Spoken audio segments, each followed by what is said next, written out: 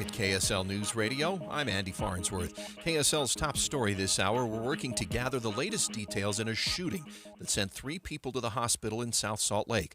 Police are telling us 1 boy and 2 adult men were shot early yesterday morning near 300 East and Penny Avenue. We do believe that this was an isolated and targeted incident. It's not a random shooting, that some altercation led up to the shots being fired. And, we want to reiterate to the public that there's no threat to them. South Salt Lake Police spokesperson Sean Ward says one of the men is still in critical condition, while the other man and boy are stable right now. No arrests have been made yet, but Ward says they did detain and question several people at the scene. Police are asking anyone who might have information to give them a call. Other local stories, KSL's following 2 men were arrested on suspicion of felony charges after St. George police say the 2 threw rocks through multiple car windshields. Arrest documents say they did it because other passengers in the car had personal disputes with the owners. They both admitted to being intoxicated at the time. The damage estimated to be upwards of $4,500. Your money at this moment, the Dow up 65 points to 50,181. Coming up, temperatures may shoot back up this week. KSL weather's next. KSL News Time, 9:01. A reminder about the simplest way to get updated for your day. Hit your KSL preset when you jump in the car, and we'll take care of the rest. Hear key news updates and traffic reports. Andy and Amanda from 5 to 9 in your car. KSL News Radio at 102.7 FM. Women go through many changes in their lives. And we believe each milestone matters. That every new candle represents another step in your story. Our healthcare experts support women at every stage of life. Because each chapter deserves to be celebrated. Women's Health. Nurture what's next.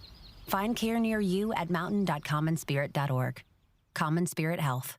Human kindness lives here. When Team USA is on, you can almost see the moment a kid starts believing they could be next. Now, while Xfinity can't guarantee that, they can guarantee something just as important, that your internet price won't change for 5 years. No contracts or commitments, so while your kid is ordering gear online, streaming highlight reels, or video chatting, your Xfinity internet price won't budge. And who knows, by the time the next Olympic Winter Games roll around, your kid could be getting fitted for their very own Team USA uniform. And guess what? You'll still be paying the same price for reliable Wi-Fi. And there's even more to enjoy with the Xfinity Gold Medal Celebration. Now through February 22nd, get their best price on gig Wi-Fi for 5 years guaranteed. Just $50 a month, plus get Peacock Premium included for 2 years. That's a $10.99 monthly value. Xfinity. Imagine that. Proud partner of Team USA. Restrictions apply. Requires paperless billing and auto pay with stored bank account. Taxes and fees extra. Actual speeds vary. A warning on cryptocurrency kiosk scams from AARP Utah. Scammers are getting smarter, and Utahns are paying the price. Criminals are using cryptocurrency ATMs to commit fraud, stealing people's retirement savings and costing Utahns millions of dollars a year.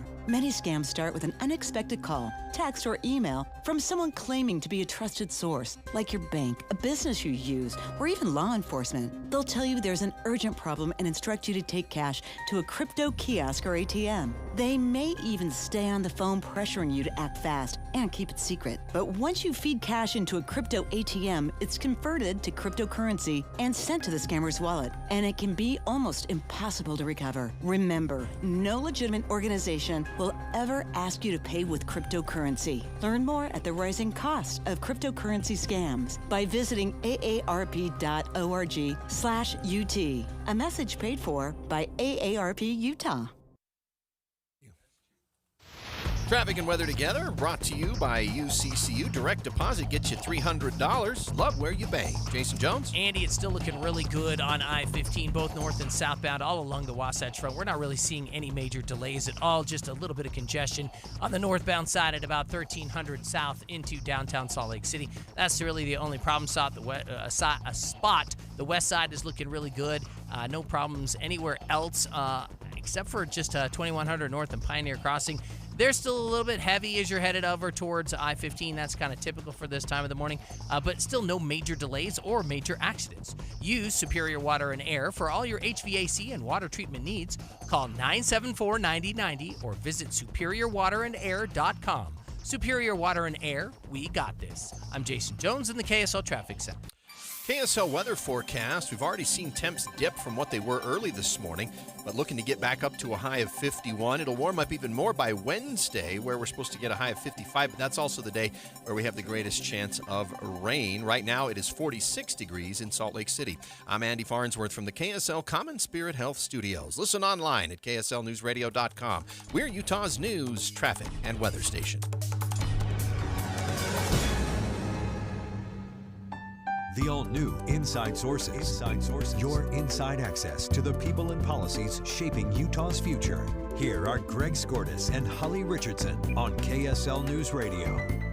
Eye on the Hill 2026. Special coverage on Inside Sources. Well, the Utah legislature is considering a bill intended to streamline the state's death penalty process. The bill is anything but streamlined. It's 45 pages long, but it codifies the current code, so a part of it is just the current code, and then a lot of it is amendments to the code. This is, I think, response, Holly, to a lot of what we've seen in the last year or so on some of our death penalty cases, including, not the least of which would be the Ralph Menzies case, who spent 37 years on death row. I thought it was 40. Yeah, felt like 40. Well, and then there's a Douglas Carter case who did spend 40 years on death row. And so I think legislators, lawmakers, and lawyers, prosecutors, and victims, of course, families are looking back going, at some point, if we're going to have a death penalty, we should have it in place and maybe do something about these seemingly never-ending appeals. Yeah, with the Ralph Menzies ones, we had talked about that here on our show because he was scheduled for execution in September and then needed to be reevaluated for mental competency and then died of natural causes in November before he had the next evaluation, I guess. So it's an interesting discussion, I think, and I think there's I think there's probably support and there's probably also pushback on that issue. Yeah, so immediately after a person's convicted of a death penalty case, they are entitled to an appeal, and really that applies to all cases. But in death penalty cases, an appeal is mandatory. They have to file an appeal. The question becomes, should there be a timeline after which you can't just keep filing appeals? I mean, if there's something wrong with the case, you should know within a year or two. You shouldn't have to decide whether something happened, and I'm just playing devil's advocate here, whether something happened 30, 40 years ago. And that makes perfect sense. So I'll break these two cases down a little bit differently, because Menzies was about the fact that under American law, a person cannot be executed if they're not competent. Right. Because they have to have some appreciation for what's happening and that it relates to something they did. Menzies had, in the 37 years he spent in prison, had significant mental health deterioration. And in fact, I think that's probably part of the reason he passed away, is that his dementia became so severe. I don't know exactly, but he died of what they're saying is natural causes. But he was breaking down psychologically pretty badly at the end there, at least according to his attorneys. And in fact, I think the judge in the later rulings was saying he may not be competent to be executed anymore. So tell us what this bill would do. So what this bill would do with relation to the mental health issue, this bill provides that there will be mental health determinations early on, and in fact, once there's been a decision that this is going to be a death penalty case, they're going to have evaluators come in and determine whether a person's intellectually capable of representing themselves, helping their attorney, so that we have that baseline, we have that understanding as to their mental health capacity right at the beginning instead of 30 years later. And I know that still doesn't apply to 30 years later, but at least we have some agreement that, because you don't want somebody going 30 years down the road saying, well, I wasn't competent to go to trial. So they want to address that at the front end. That's one of the many, many, many things this bill addresses. Okay. I thought that you had told me that they do that because they have to do some kind of evaluation to see if they can even stand trial. It's not an automatic. Most attorneys do that. Most attorneys who do death penalty cases do what they call mitigation work right at the outset, and they start doing evaluations. It's not required. What this bill would do is put that it's a requirement, and that be done early on. In fact, I think what I remember reading, and this is Candace Perucci's bill, it's House Bill 495 we're talking about, is that there be some sort of IQ test at the beginning, and if the IQ is 75 or above, or actually above 75, the person is put in one category, and if it's 75 or less, they're put in a different category because they would certainly have some level of diminished comprehension for what's happening and understanding of big words and concepts and things like that. So would it actually shorten the appeal period? Because that's, I think, even more than the competency thing. It seems to be the process of appeals that just drags on forever. Yeah, I think what a lot of lawmakers have wanted to do for some time is say, look, if you're going to file an appeal, you have to file it within 2 years. You have to file it within 3 years. You have to file it within some period of time. And you need to raise your issues at the outset instead of coming back 30 or 40 years later and saying, oh, no, I think that we should have raised this particular issue.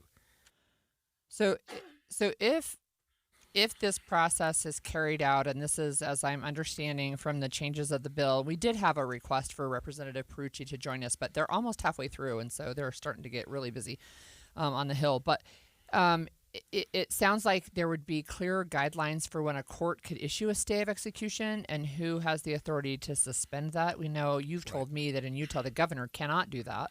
Right. The governor can only commute a sentence. He can say, okay, enough's enough. But the governor doesn't have a right to grant clemency, I guess is right. That the word. So it's an interesting discussion, I think, and I can't remember the name, but I know you know the name. The person who was on death row in Utah County for 40 years, and they have tossed out the whole entire case. Yeah, so that's an example of why maybe this doesn't make the most sense. This is the Douglas Carter case. Carter was convicted in 1985, 40 years ago, of a murder. He was placed on death row. He caused the death of Ava Olesen, according to the crime. And 40 years later, almost 40 years later, his attorneys learned that the prosecution had engaged in what they considered to be inappropriate dealings with certain witnesses. They were paying them. They were giving them money. They were providing housing. They were doing things which isn't necessarily inappropriate, but it absolutely has to be disclosed because it goes to their credibility, and it wasn't. They learned that later on, and so they're like, well, wait a minute. Had we known this, the jury had a right to know that. So sure. if you have a person testifying, in this case, an informant, whatever you want to call them, they were coming in and they say, he confessed the crime to us. And the prosecution is saying, okay, these are good witnesses. He confessed the crime. That's pretty compelling. What they didn't say is, and the prosecution is paying for our rent. They're paying for our housing. They're giving us money. That is information that taints their credibility with respect to the underlying information. Now, these people were here. Maybe, I think they may not have been U.S. citizens, and so the prosecution was arguing, well, we had to do something or they would have been deported. So we gave them housing, we gave them some accommodations, at least through the trial. That's maybe well and good, but it still has to be disclosed. So in that particular case, they want to retry that as a death penalty case, but they've got to go back and find witnesses from 40 years ago. Including those particular witnesses, and they're in Mexico. Wow. The Supreme Court said this in that case. It is rare to see a case involving multiple instances of intentional misconduct by two different police officers and a prosecutor, but that is what post-conviction court found here. The significance of the Carter case for what we're talking about here is that wasn't learned until 35, almost 40 years later. Right. So if you had streamlined the death penalty process and he had been executed, and you had later learned that it was a result of a flawed conviction, you'd be going back going, hey, wait a minute, we shouldn't limit appeal. So I can understand both arguments, wanting some finality because victims' families go through an unending torture of when's it going to happen, when are we going to have some finality. On the other hand, a defendant has ongoing information that may be what we call newly discovered evidence, or evidence that wasn't available at the trial, or things that we may learn that had we known at the time of the trial may have made a difference. And you can't close that door. And I think this bill is intending to do that. That's going to be a problem, constitutionally with respect to something like this. Well, I can't see in the bill, and as you pointed out, it's long, but I don't see something that says, execution will happen within X number of months. I don't see that. I just know that they're trying to shorten this 40 years thing. But this discussion actually makes me wonder, how is this going to impact death penalty cases in Utah right now, including Tyler Robinson's? I'm going to ask our legal expert next when we come back after the break.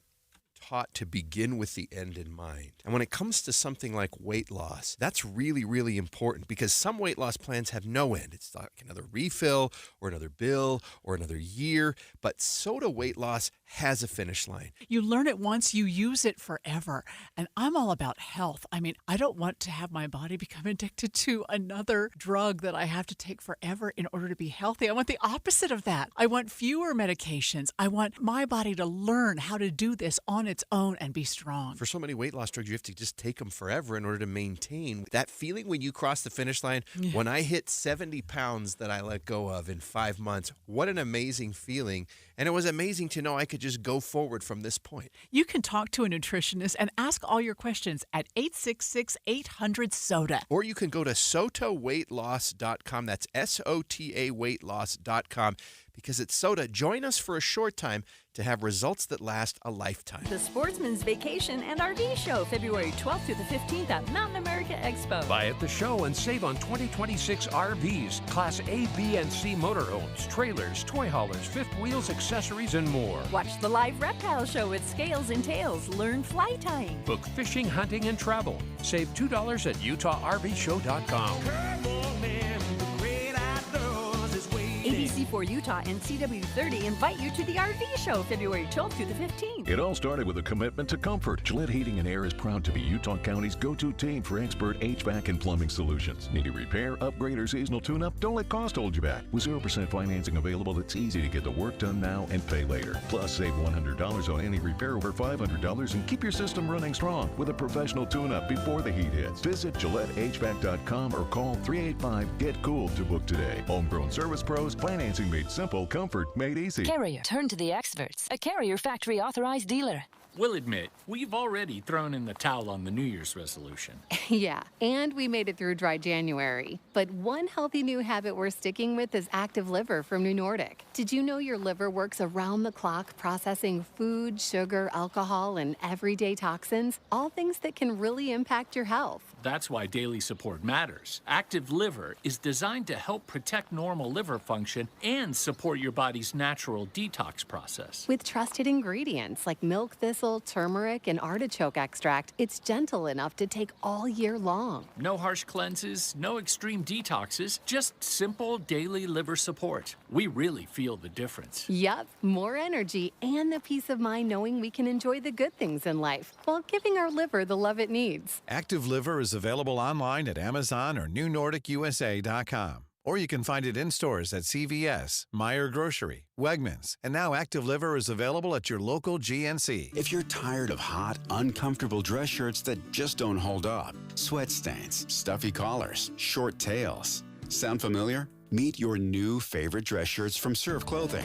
The game-changing design features a mesh collar shield that stops sweat stains from ruining your look. Plus, built-in vents keep you comfortable under suits and jackets, no matter the season.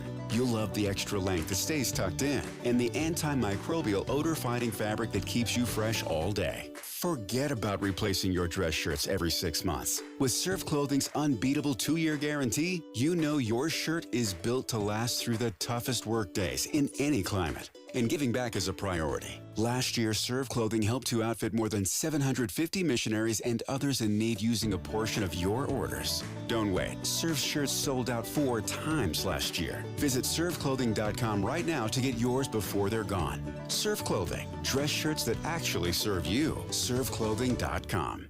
Hi, it's Tori DeVito. In every family, small conversations can make a big impact. I grew up on tour with my parents. Kind of different, but we bonded over music just like other families do over sports, camping, or other interests. And we talked. Little everyday conversations from silly to serious that built a foundation over time. Honest conversations, like when my dad shared his experiences as an alcoholic. Your honesty about that part of your life gave me a sense of integrity that I wanted to uphold in my own life. And I was so grateful that you and Mom had become these sober, stable people who were always there for me. I wanted you to know from someone who's been in recovery more than 30 years now that hard work is what creates success, not alcohol or other drugs, whether it's music or anything else. I said it a lot, and I'm glad you took it to heart. Talk, they hear you. For more information about talking with your kids about underage use of alcohol and other drugs, visit underagedrinking.samhsa.gov. My name is Dale Pazinski. I volunteer with United Way to help the homeless in my community learn computer skills and build a basic resume. I don't just wear the shirt, I live it. Give, advocate, volunteer, Live United. Go to liveunited.org. Brought to you by United Way and the Ad Council. Eye on the Hill 2026. Special coverage on Inside Sources. Following up on Representative Perucci's bill, this is House Bill 495 titled Capital Felony Case Amendments. It's a bill that would supposedly streamline the death penalty process, making it easier and maybe faster for cases that have gone through the death penalty to get to the final resolution. It makes a lot of changes in what we do, and we were talking during the break, Holly, about there are a lot of death penalty cases pending in Utah right now. Yeah. There's probably 8 or 10. But there are 3 or 4 that are fairly noteworthy right now, not the least of which is the Tyler Robinson case. He's the one accused of killing Charlie Kirk at UVU back in June or July, or maybe it was September. It was September 10th. Time flies. Then there's the Michael Jane case. He's the one that is accused of killing the Santaquin police officer. That was sometime earlier. That was almost 2 years ago. Yeah, those are both Utah County case. And then of course there's the Ryan Bate case. He's the fellow up in Box Elder County who's accused of killing the 2 Tremont and Garland police officers. So those 3 cases, I only mention those because they're quite noteworthy, and people know the cases and they understand those cases pretty well. So it would be. I think what would be interesting is just talk about how this could affect those cases right now. And I said something earlier that I need to be cleared up on. That is that there is a level of psychological evaluation that's done anytime there's a death penalty case. Right. I think what Perucci's bill does is sort of narrows that down to certain things, including an IQ test, so that you can get some appreciation for the individual's understanding of the proceedings and their ability not only to understand the proceedings, assist their counsel, but are they competent to go to trial? And so there's this guideline that they have IQ above 75 means this. If it's below 75, there are further evaluations that are going to be ordered. Okay. So I'm looking at the bill, and like you mentioned, it's fairly long because it changes several sections of code. But I'm going to ask you about this specifically. So it says when a judgment of death is rendered for defendant, the sentencing court shall immediately transmit a statement of the conviction and sentence and a summary of the evidence given at trial to the Board of Pardons and Parole, and draw and deliver a warrant signed by the judge and attested by the clerk under seal of court to the sheriff of the county where the conviction occurred. That seems to be faster than what is happening right now. I think it's something that's already happening right now, but I think they want to get things transmitted to the court so that we're not saying we can't start the appeal because the documents haven't got to the Board of Pardons yet. We can't start the appeal because it hasn't got to the sheriff's office yet. So the Supreme Court is saying, look, to the judge, if there's a sentence of death, you need to transmit all of this immediately, or the Supreme Court will. I just found where it says how quickly. Yeah, 30 days. Yeah, it's it's no sooner than 30 days and no later than 60 days. Right. Wow. So, yeah, I mean, I completely understand wanting to streamline the death penalty process. I really do, because it really causes some consternation with so many people. In fact, it makes the public wonder why we even have a death penalty case when we have a history here in Utah of having individuals on death row for decades. Yeah. When a typical appeal, if I go to trial on a case and I lose and there's an appeal, we usually hear that within a year or two, and then you're done. Then the appeal's either heard or it's not. Right. You can take it up to the next level. If the Court of Appeals heard it, you can take it to the Supreme Court. If you don't like what they've done, you might want to take it in the federal system. But it under no circumstance would a case, well, I guess there's always an exception, that's not a death penalty case go past 4 or 5 years. Yeah, that's interesting, and it does allow. This bill would still allow for appeals, but it sounds to me like this is, it's not just significantly quicker; it is like immediate. Almost. Right, Feels right. like almost immediate. Right. It's faster almost than the sentencing we sometimes hear about. Once you get a regular conviction, you may wait 2 or 3 months before you find out what your actual sentence is. Right. Well, as long as we're going to have the death penalty in Utah and we're going to continue having that in place, it behooves us to decide how to streamline. I hate to use that word because we don't want to streamline people's due process rights, but streamline the process itself and say, look, you've got to raise issues within a certain period of time, or you waive them. You either have them or you don't. And the one issue that comes up a lot is what we call ineffective assistance of counsel. In other words, the attorney did something wrong. And those are often brought in what we call a post-conviction proceeding. In other words, and it's still an appeal. It's another name for some people call it a writ or something like that. But it's something that they give you a little bit extra time to do because sometimes your same attorney does your appeal. And so you can't argue as an attorney that you made a mistake.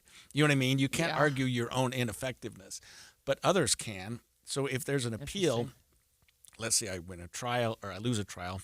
I don't appeal when I win. You lose a trial, you appeal, and then a year or two later, somebody decides, well, Skordas did something wrong at the beginning. You know, he failed, and so, but your appeal period is run. So we allow for an extension of time for a lot of these post-conviction. Not if you've been remedies. executed. Right? Yeah, right. Which is the whole problem. Which is why we're having this discussion because if a person's been executed, then what do you do? And what this does, though, I would say to streamline the process is something you just mentioned: transmit the record within 30 days, 30 to 60 days, and it provides for the appointment of counsel almost immediately, so that if a person is convicted of a crime, they get what's called a death penalty qualified counsel appointed for the appeal right away. Right. They don't have to go out and try to hire somebody or do something. They can hire whoever they want. But if they don't hire somebody, the state's going to appoint them a qualified death penalty certified lawyer that can do their appeal. So and so that there's no excuse about that either. Interesting. So if this bill passes, it is set to take effect in May of this year, May 6th, which is when most of the bills will take effect this year. How will that impact both the Robinson case and the Michael Jane case where they haven't even begun the trial? So that's a great question. My opinion is that it will absolutely affect those because it deals with appeals and post-conviction. To the extent that it deals with appeals, you know, we don't like laws that are retroactive, that we say ex post facto, that you know that you change something that occurred at the time the crime that changed the law from the time the crime occurred. This is to deal with sentencing and appeals, which neither of which have happened in those three cases we've talked about. Right. So I believe the law will apply to those, and I think it's important for those attorneys in those cases, and we have great attorneys in all three of those cases, to know that there are certain rules that are going to be followed with respect to their appeals that may not be in place right now, or they may not understand those to be in place right now. Interesting. Well, this bill was unveiled. You can tell by the number. It's kind of a late entry into the arena. It doesn't have a committee assigned to it yet, but I'm sure it will be heard. Representative Perucci is part of leadership, and it's an issue I know that Speaker Mike Schultz really cares about. He's told the Deseret News that he supports the bill because it tightens timelines, which are, notoriously long. It also provides for funding, so that we're not arguing about money in terms a little of bit. I don't think it's a ton, actually. No, I know. But you still have to say death-certified lawyers need to be paid, and we're going to make sure that those are paid for at the outset. I think another thing this bill will do, if it's passed, is maybe prosecutors will take a second look at whether they want to file death penalty cases, because it streamlines the process, but it doesn't necessarily make it easier for prosecutors to get a death penalty, because they're going to know that skilled counsel is going to be brought in earlier. They're going to be hired earlier. The appeal process is going to start. Maybe prosecutors will say, great, let's do it. But I think you have to take a real hard look at the strength of your case if you're a prosecutor, knowing that some of these appeals are going to be handled this way. I guess the defense lawyer in me is like, why would we ever limit a person's ability to appeal? But that's an attitude that doesn't get you many points with the public or with victims' rights organizations. Yeah, it's interesting to me, and I think it will be a lively discussion. I don't know this, I wonder if the Institute for Justice might come out and testify against this process, because they're the ones that have been working on getting people off of death row who were falsely convicted. Right. Actually, so. Well, this is certainly not a step in what I always look each year at whether the Utah legislature has an appetite to do away with the death penalty. This bill would say no. This bill seems to indicate not only no, but we're going to change it and streamline it a little bit. But the death penalty is something, I don't know, I think we're going to be talking about it forever. And some states have done away with it. Some states haven't. The federal government did away with it for some time now. They've got it back, and it's going to be the law in Utah at least for some time. Yeah, it is, and I appreciate the conversation. So. Yeah, dude. There's another bill. Yeah, there we go. And we'll see. We'll follow that one and see where it goes. There's another bill on Capitol Hill that could send certain teens to adult prison. We typically keep them in youth facilities, but this bill could allow them to go into the adult prison at a younger age. We'll talk about that after this. 9:30 at KSL News Radio. I'm Andy Farnsworth. KSL's top story this hour. The search for the mother of today host Savannah Guthrie in Arizona has now been more than 1 week since she did not show up for her church, and Nancy Guthrie's family reported her missing. Savannah and her siblings releasing another emotional Instagram post over the weekend. Here's ABC News Chief Investigative Correspondent Aaron Katersky in Tucson. That vehicle may have been spotted in a 45-minute window from the Sunday morning at about 1:47 a.m. to 2:28 a.m. when police believe Nancy Guthrie was taken from her home against her will. That's the window in which a doorbell camera disconnected, when a camera inside the home sent a signal that an intruder was inside, even though it wasn't set up to record an image, and when Nancy Guthrie's pacemaker disconnected from her phone. Other national stories, KSL's following day 3 of the Winter Olympic Games.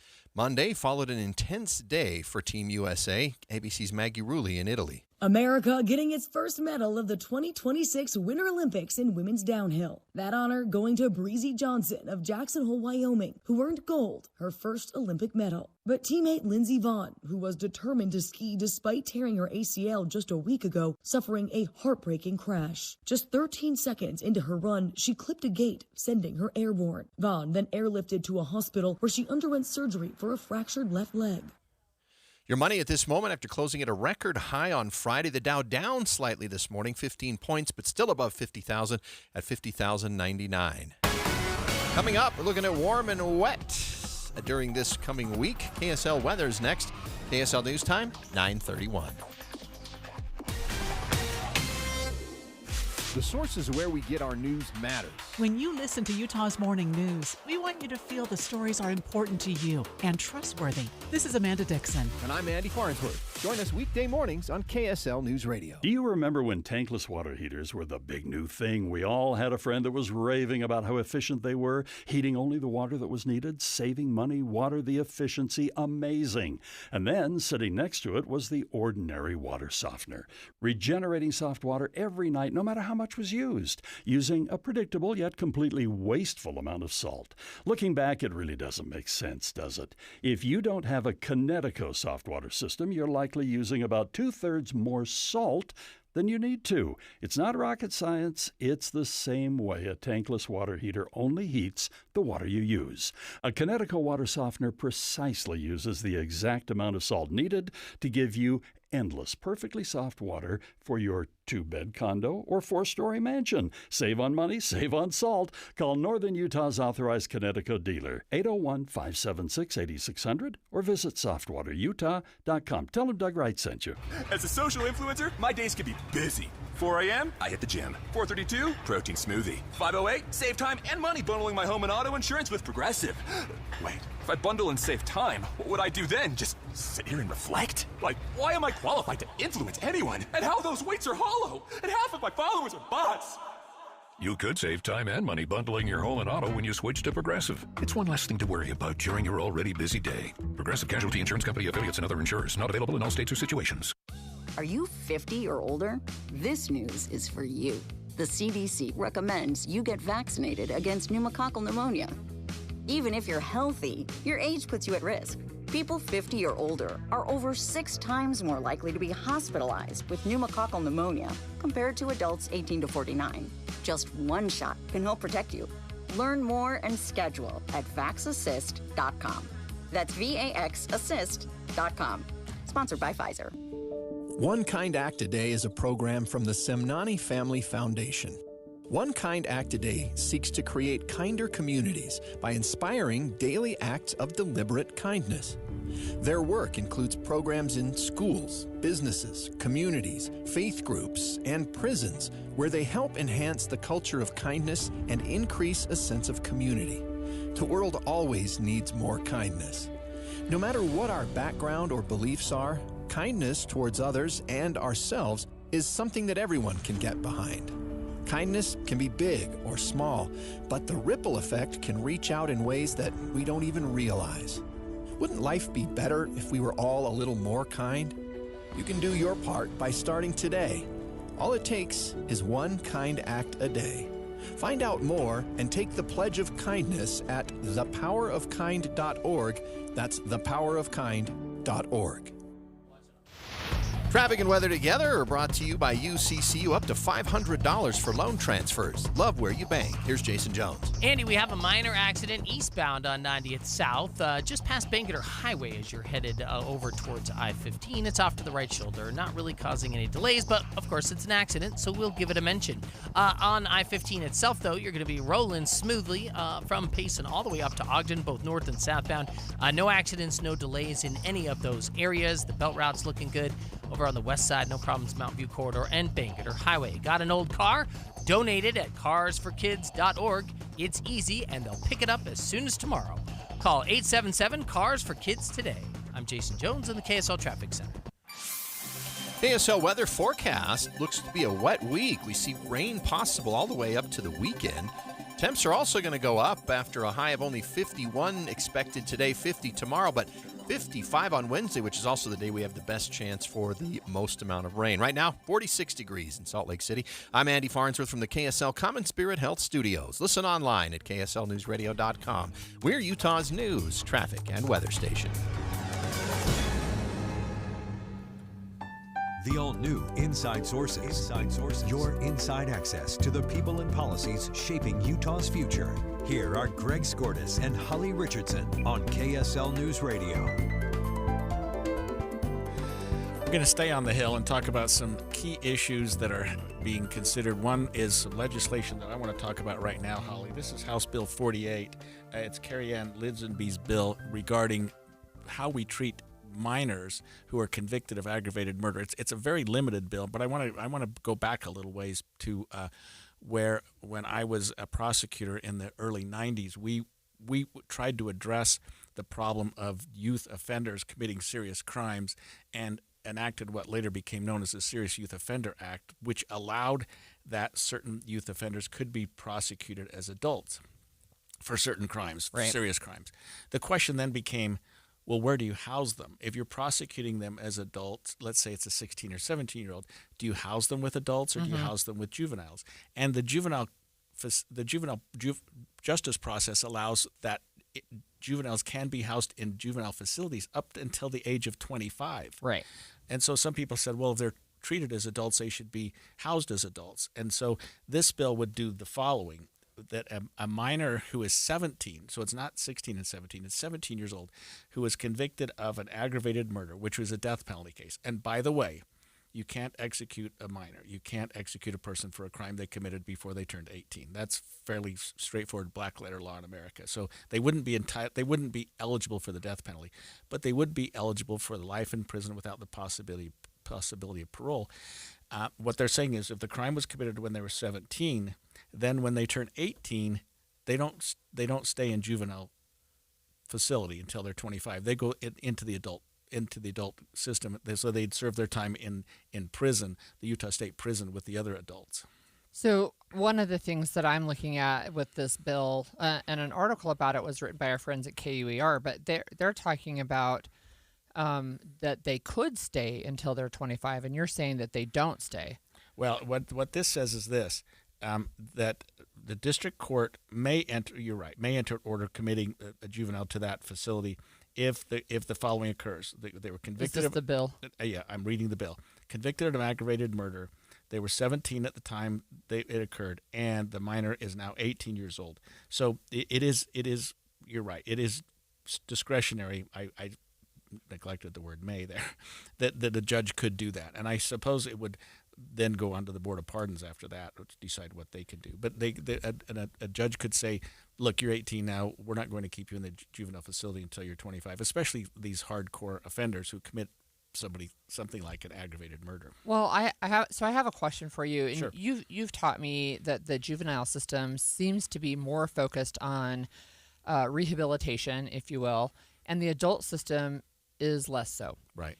Is a 17-year-old convicted of aggravated murder going to spend the rest of their natural lives in prison, or will they get out at some point? They're almost certainly going to spend the rest of their life in prison. So I know where you're going. Okay. But the rehabilitation so it doesn't matter component if of it they never get out. has less has less is not less compelling. You can also have an aggravated murder that would have it's either a 25 or 30-year minimum mandatory. So if you get life without the possibility of parole, that means as exactly a juvenile. that. Right, that's that. Okay. See you later, goodbye.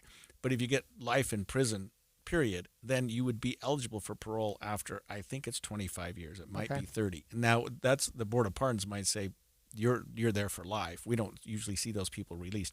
And this bill is really limited to a very small group of individuals. And I don't know whether there's a particular crime that we're talking about here that Representative Lisabee is concerned about. There was certainly that case up in Ogden up by Ben Lomond High School where there was some kids involved in something, and I may be wrong, but maybe there's some issues going on there. Multiple shots fired. 17-year-olds and that type of thing. Yeah. Look, there is actually more to the bill about she wants to collect data. She wants to make sure that there's good data on recidivism rates with juveniles.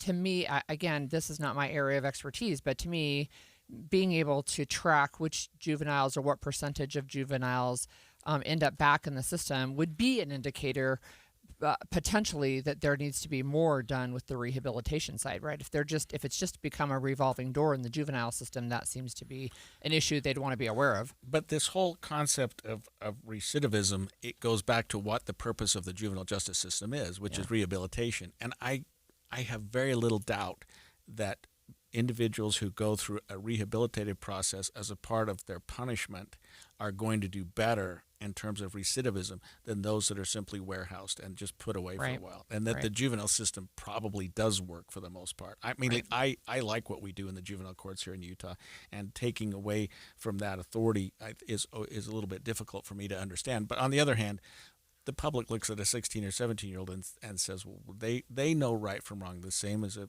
18 or 19-year-old and shouldn't be treated any differently. I can understand that. Yeah. You and I both know from our own careers that sometimes kids don't understand their brains aren't fully developed. Right, yeah, they don't understand the same things as adults. And that's sometimes that can go into your 20s, really, before you have the same. Well, to be fair, there's some adults that don't understand either. Right, so. And it's not an intelligence thing. It really has to do with their ability to process information. Right. Look, we had a texter wondering why we're talking about these criminal-related bills, and actually it's because the Utah legislature is meeting, and we have decided to divide our days of the week into some topics.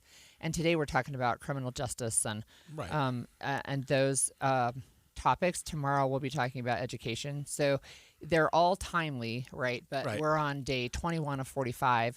And there are 850 plus bills now released for public comment. And you have a criminal attorney in the booth here. I know. You could talk about these a little bit, but we're not going to talk about that all day. Obviously, those were just some that were at the top of my list when I looked at what the legislature is doing, especially what they're doing right now. Yeah. Some of the things that are really going on right now, because it is near and dear to me and others in the profession. And I think the victims' families have a right to know what's going on and how the legislation changes, and so do young people. I think it's interesting, and we've talked about this briefly on our show, but there are bills that would increase penalties, criminal penalties, and there are bills that would decrease criminal penalties. So it's interesting to see kind of that juxtaposition, because you can't necessarily say the whole legislature is moving one way or the other. There are some discussions about saying, hey, maybe we're too tough on these. And there's even a request, and this is also from Representative Lisabee. This is a funding request to increase space at the Gunnison prison. Right. And so we just finished the prison out in Tooele. It's not even fully housed. Right. It's not full in its capacity. North Salt Lake. And we're already seeing the legislature saying, hey, we need some more money for prisons. Yeah. Anytime you see an organization or a jurisdiction, I should say, that builds a jail or a prison because the other one's full, it gets full. I mean, that's right. If you build it, they will come. Right. Exactly. And so it seems like we're just filling them up again. But to the extent that some people just need to be warehoused and put away for a while because they're so dangerous, I can understand it. But on the other hand, if you're building it so that you can fill it up, that creates a problem too. And I do think that we're going in a good direction here in the state and in the country with respect to recognizing that long-term prison sentences don't really do much except just keep people off the street. And if that's your goal, that's fine. But when you release somebody from prison after they've been there for 10 or 15 years and you haven't given them any tools, they're not likely to do very well on the street. Right. That's exactly right. All right. Did you catch the Bad Bunny halftime show? I actually watched the whole thing. I watched it too today. But they even had an actual wedding as part of it, which is something I haven't seen before. It looked legit. It was legit. Yeah, interesting. And they had no wardrobe malfunctions. We're actually going to talk halftime show when we come back. Well, hunting season's over. Not for me. Say what? I'm on huntexpo.com applying for Utah's top 200 big game tags for just $5 each. Wait, Utah's top 200 tags, $5? Come again? Yep, it's all part of the Western Hunting and Conservation Expo in Salt Lake City, February 12th through the 15th.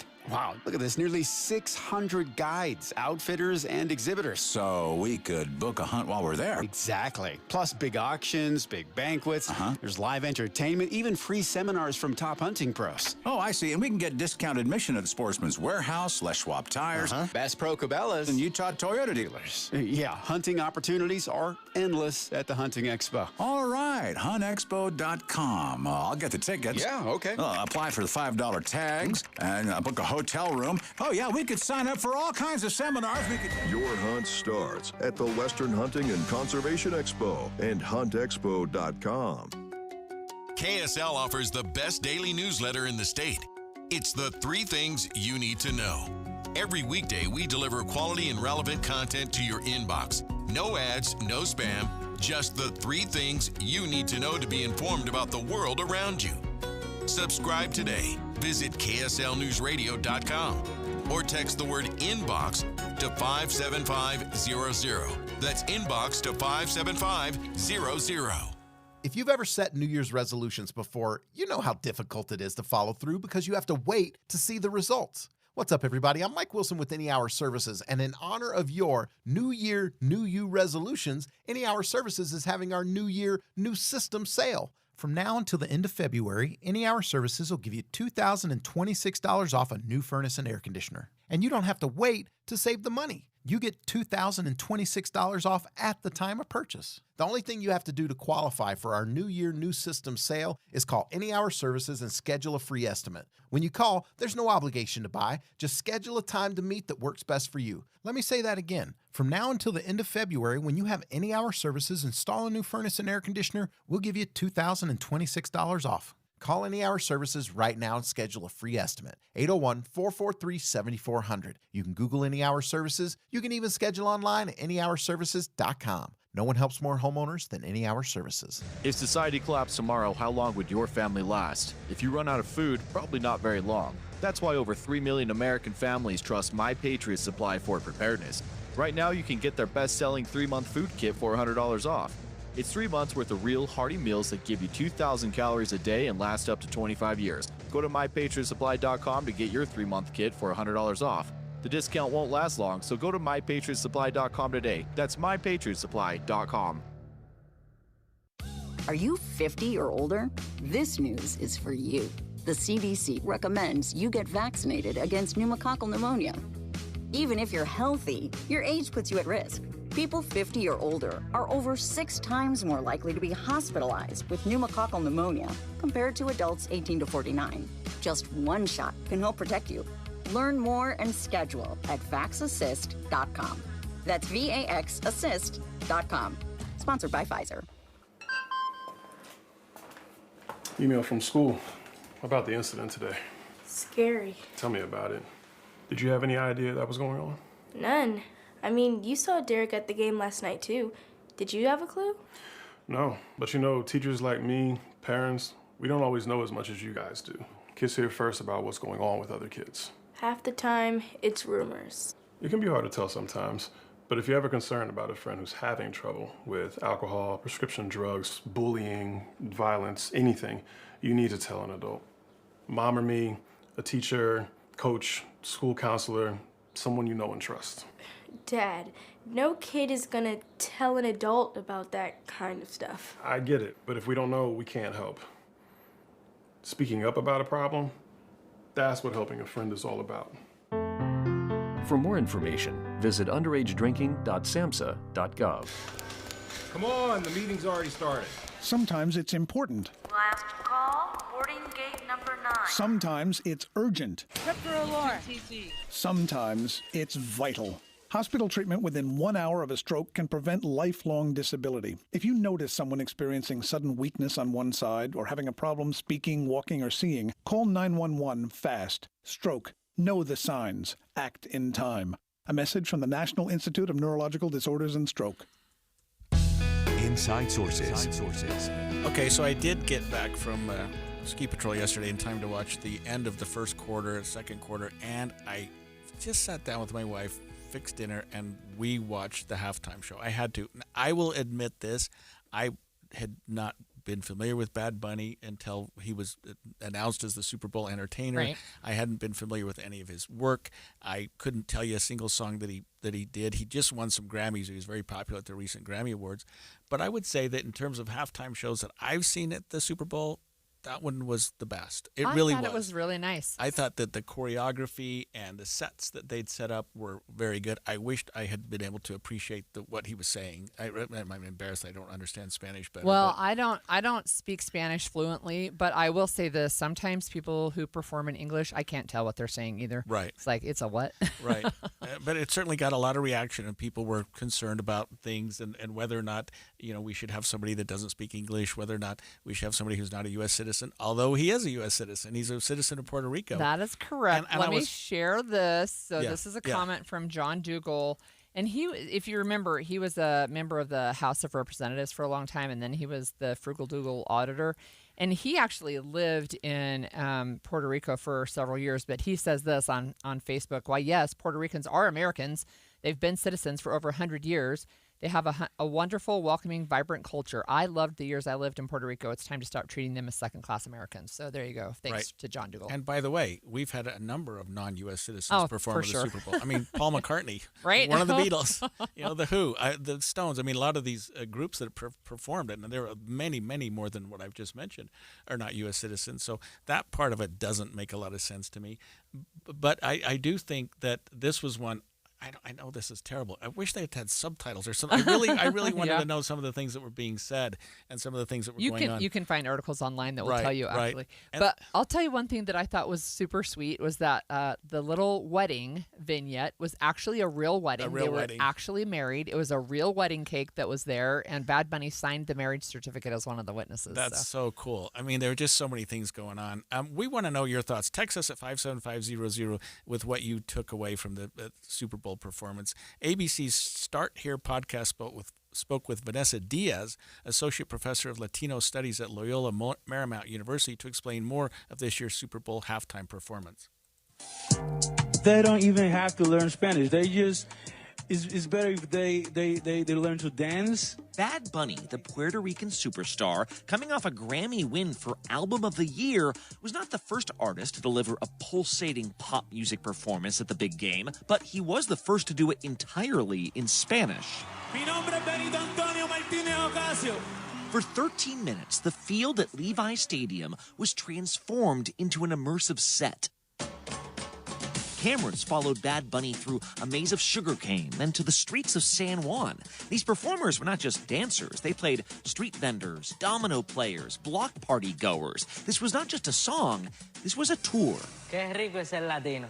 It opened with "Qué rico es ser latino," which is like how amazing it is to be Latino. The NFL chose him because it was a really smart business decision. Bad Bunny is the most streamed artist in the world as of 2025. Well, boy, did they get their money's worth. There's no doubt in my mind this is going to be the most watched Super Bowl halftime show in history. People who hated it wanted to watch it. People who loved it wanted to watch it, right? I mean, Donald Trump said he wasn't going to watch it, and he already tweeted how horrible it was. So I'm like, well, did you watch it then? She says Bad Bunny is one of the most intentional artists out there. Nothing's an accident. Everything's a choice, like when he passed a cart selling piraguas or shaved ice. Each of the piragua syrups, the flavors, they have a different flag on them. So there was a Puerto Rican flag, a Colombian flag, the Spanish flag, and a Mexican flag. And he, those are some of the countries referenced in the song, Titi me preguntó, which is what he's singing as he passes by. A more serious moment came from his song El Apagón. as a flash of light surged through faux electrical cables, sending dancers flailing. That's about blackouts in Puerto Rico. And so the whole set around that was really specific and spoke to the history of, Hurricane Maria that devastated Puerto Rico in 2017. But as Lady Gaga joined in, as Ricky Martin, who paved the way for Puerto Rican artists a generation ago, gave a triumphant solo, as dancers swayed and spun to salsa and reggaeton, and as a wedding went down on stage, an actual official wedding, all that joy was enough to make you forget how controversial this pick had been. I think the president would much prefer a Kid Rock performance over Bad Bunny, I must say that. Many conservatives decried the selection as un-American. Of course, Bad Bunny is American. Puerto Rico is American. And there were no mass protests when the Rolling Stones or the Who played the Super Bowl. They're very much un-American. Now, the thing that seemed to make people uncomfortable was they couldn't understand the words. He spoke to them in Spanish and told them to believe in themselves. That's what he said. By the way, and with no subtitles for the English-speaking audience, with no subtitles. It wasn't for them, and that's just fine. As counter-programming, the conservative group Turning Point USA held its own alternative halftime show featuring Kid Rock. But back in Santa Clara, the main event ended with several triumphant images. Bad Bunny handing a child the Grammy he just won, welcoming a parade of flags representing South, Central, and North American countries by name. God bless America! Sea Chile! It was a reminder that in much of the Western Hemisphere, America does not just refer to the United States. What we may think of as the New World, full of individual countries, is all connected by history, by language, by culture, and by blood. Everything was like juxtaposition of the beauty and the difficulty, the culture and the richness and the suffering and pain. Bad Bunny held up a football to the camera with the words, "Together, we are America." I thought it was very upbeat. I didn't think that there were any sort of awkward political statements or shots taken at any particular political parties or ideologies or anything. I mean, it was pure, for me, it was pure entertainment. I mean, I'm sure there were, reading between the lines, we may have understood some things, but I thought it was just outstanding. We have several texters who've weighed in. A couple of them have noted that they don't speak Spanish, but they wish that they did, but they loved the choreography, the dancing, the surprise guest stars were also a treat. And then another texter said they watched the Turning Point halftime show, and that was inspiring to them as well. Yeah, I didn't see the Turning Point when I'm not even sure where it was. I mean, I guess YouTube. You could find anything that you want, but Kid Rock's not somebody I would listen to. And until last night, neither was Bad Bunny. I'm not going to go out and buy any of his albums either, but I'm just saying I thought as an entertainer, that was just something else. And I would watch it again now that I've sort of had that lowdown that we just heard. I think for me, I don't watch a lot of professional sports, and I like one of the things that I know of from Super Bowl halftime shows is the wardrobe malfunction with Janet Jackson a number of years ago. Right. But really, I like the ads. So right. It's going to be fun for me to watch all the ads because I haven't even watched them because I didn't watch the game. I couldn't tell you one or two that stood out for me, but there were some that were incredible. I mean, there's one for it's a beer ad, but it's the Budweiser ad with the horse. With the Clydesdale. Yeah. You got to watch that. They do great ones. They do really, really that great one ones was with kind the of a Clydesdales. tearjerker. So. And then there was one that involved the the people that were in Goodwill Hunting, and sort of a tweak on that. It was really interesting. If you saw that movie, you would appreciate it. But they had a lot of fun with that. I don't know. The game were two teams I didn't necessarily care much about. I was sort of half rooting for the Patriots. Don't care too much about them, and they weren't the most compelling teams for the NFL either. They were probably happy to have this great halftime show and these great commercials because it kept the audience going. And frankly, the game was kind of over by the third quarter. New England couldn't score.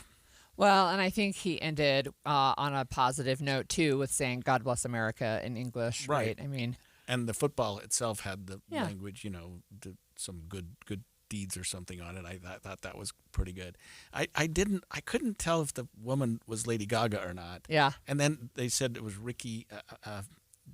Ricky Martin. I didn't recognize him either. So looking later on and learning more about it, I may go revisit that whole production again. Yeah, so Lady Gaga actually wore traditional Puerto Rican dancer costume that represented the Puerto Rican culture, even though she's not Puerto Rican. And she sang the entire thing she sang was in Spanish, I believe. Yeah, I mean, it was pretty cool.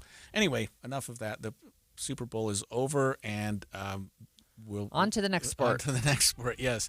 Well, we'll be back with more on Inside Sources right after this.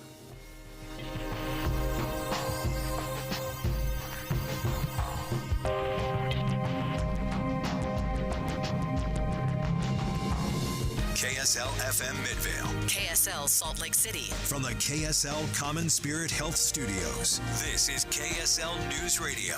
Utah's news, traffic, and weather station. KSL News Time, 10 o'clock. I'm Andy Farnsworth. KSL's top story this hour. 3 people, including a child, are now in the hospital after they were shot in South Salt Lake. We do believe that this was an isolated and targeted incident, and we do believe that there's no threat to the public at this time. Detectives do believe that an altercation took place before the shooting, leading up to it. South Salt Lake Police spokesperson Sean Ward says a boy and 2 adult men were shot early yesterday morning near 300 East and Penny Avenue. All 3 victims are still in the hospital, and Ward says one of the adults is fighting for his life. Ward says they've detained and questioned multiple people, and they're asking anyone who knows anything about the shooting to give them a call. The first man detained in the funeral parking lot shooting at a meeting house for the Church of Jesus Christ of Latter-day Saints is set to be in court this morning.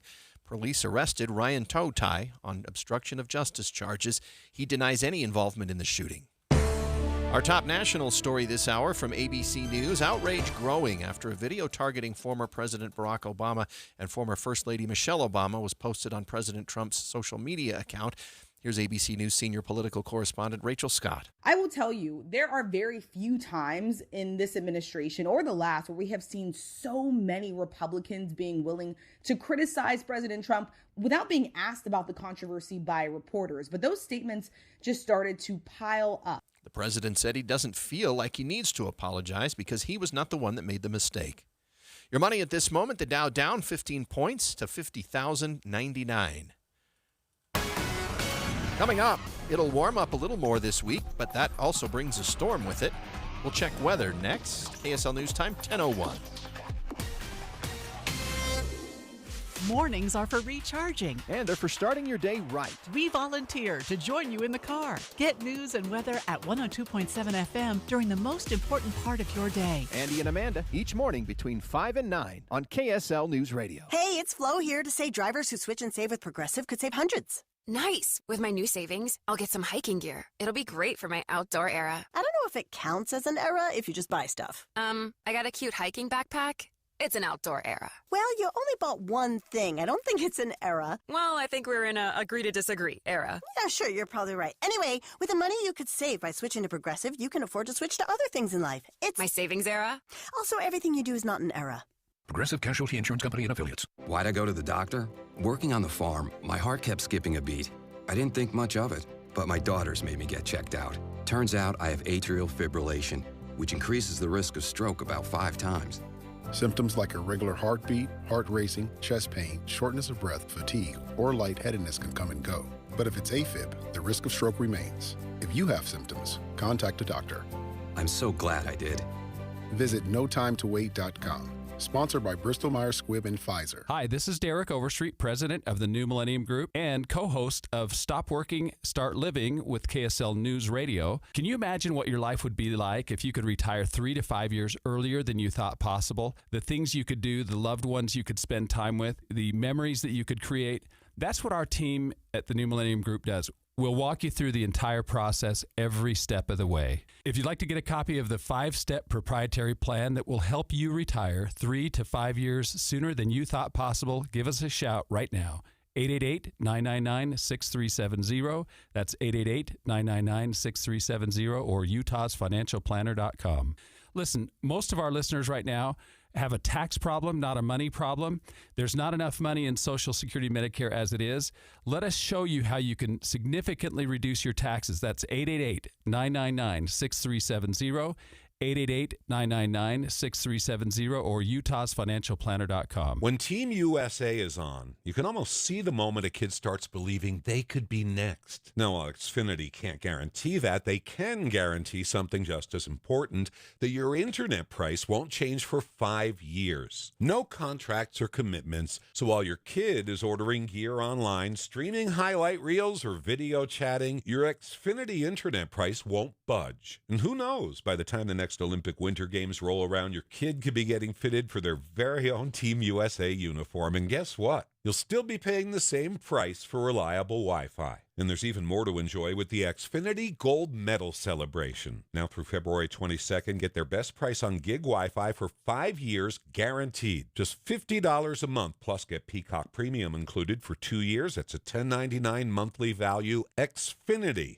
Imagine that. Proud partner of Team USA. Restrictions apply. Requires paperless billing and auto pay with stored bank account. Taxes and fees extra. Actual speeds vary. Traffic and weather together on KSL News Radio, brought to you by UCCU. Earn 4.44% on savings at uccu.com. Here's Jason Jones. Andy, we had an accident southbound I-15. It was Center Street in North Salt Lake area. They have moved it off to the side now, actually down the ramp. Is where they moved it and around the corner. So it's not really affecting traffic anymore. Northbound I-15 on the on-ramp at Timpanogos Highway, there's got some cars off to the side of the road there. But those aren't really affecting traffic either, so it shouldn't cause you too much trouble.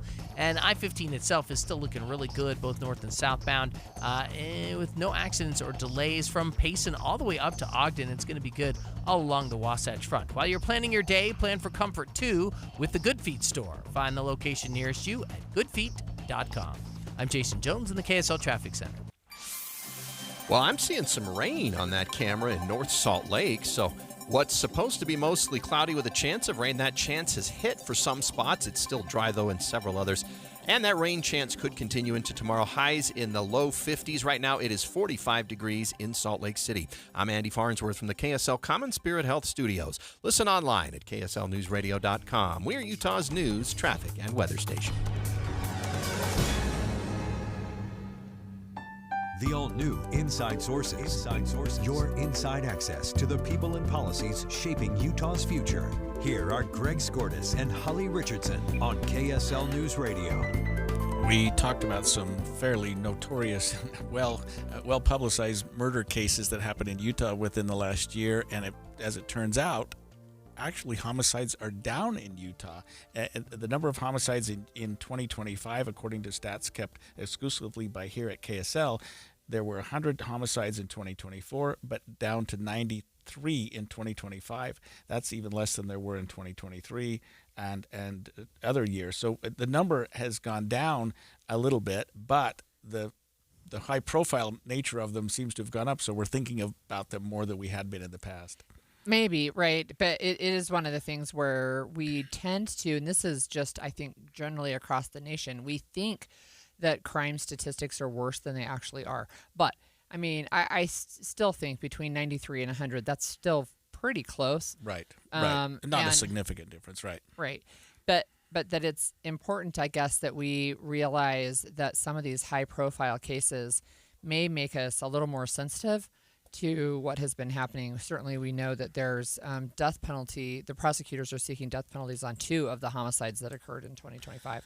So homicide is an interesting word because people think of homicide as murder. It's not. Homicide means death at the hands of another. So it can include instances where there's no crime at all.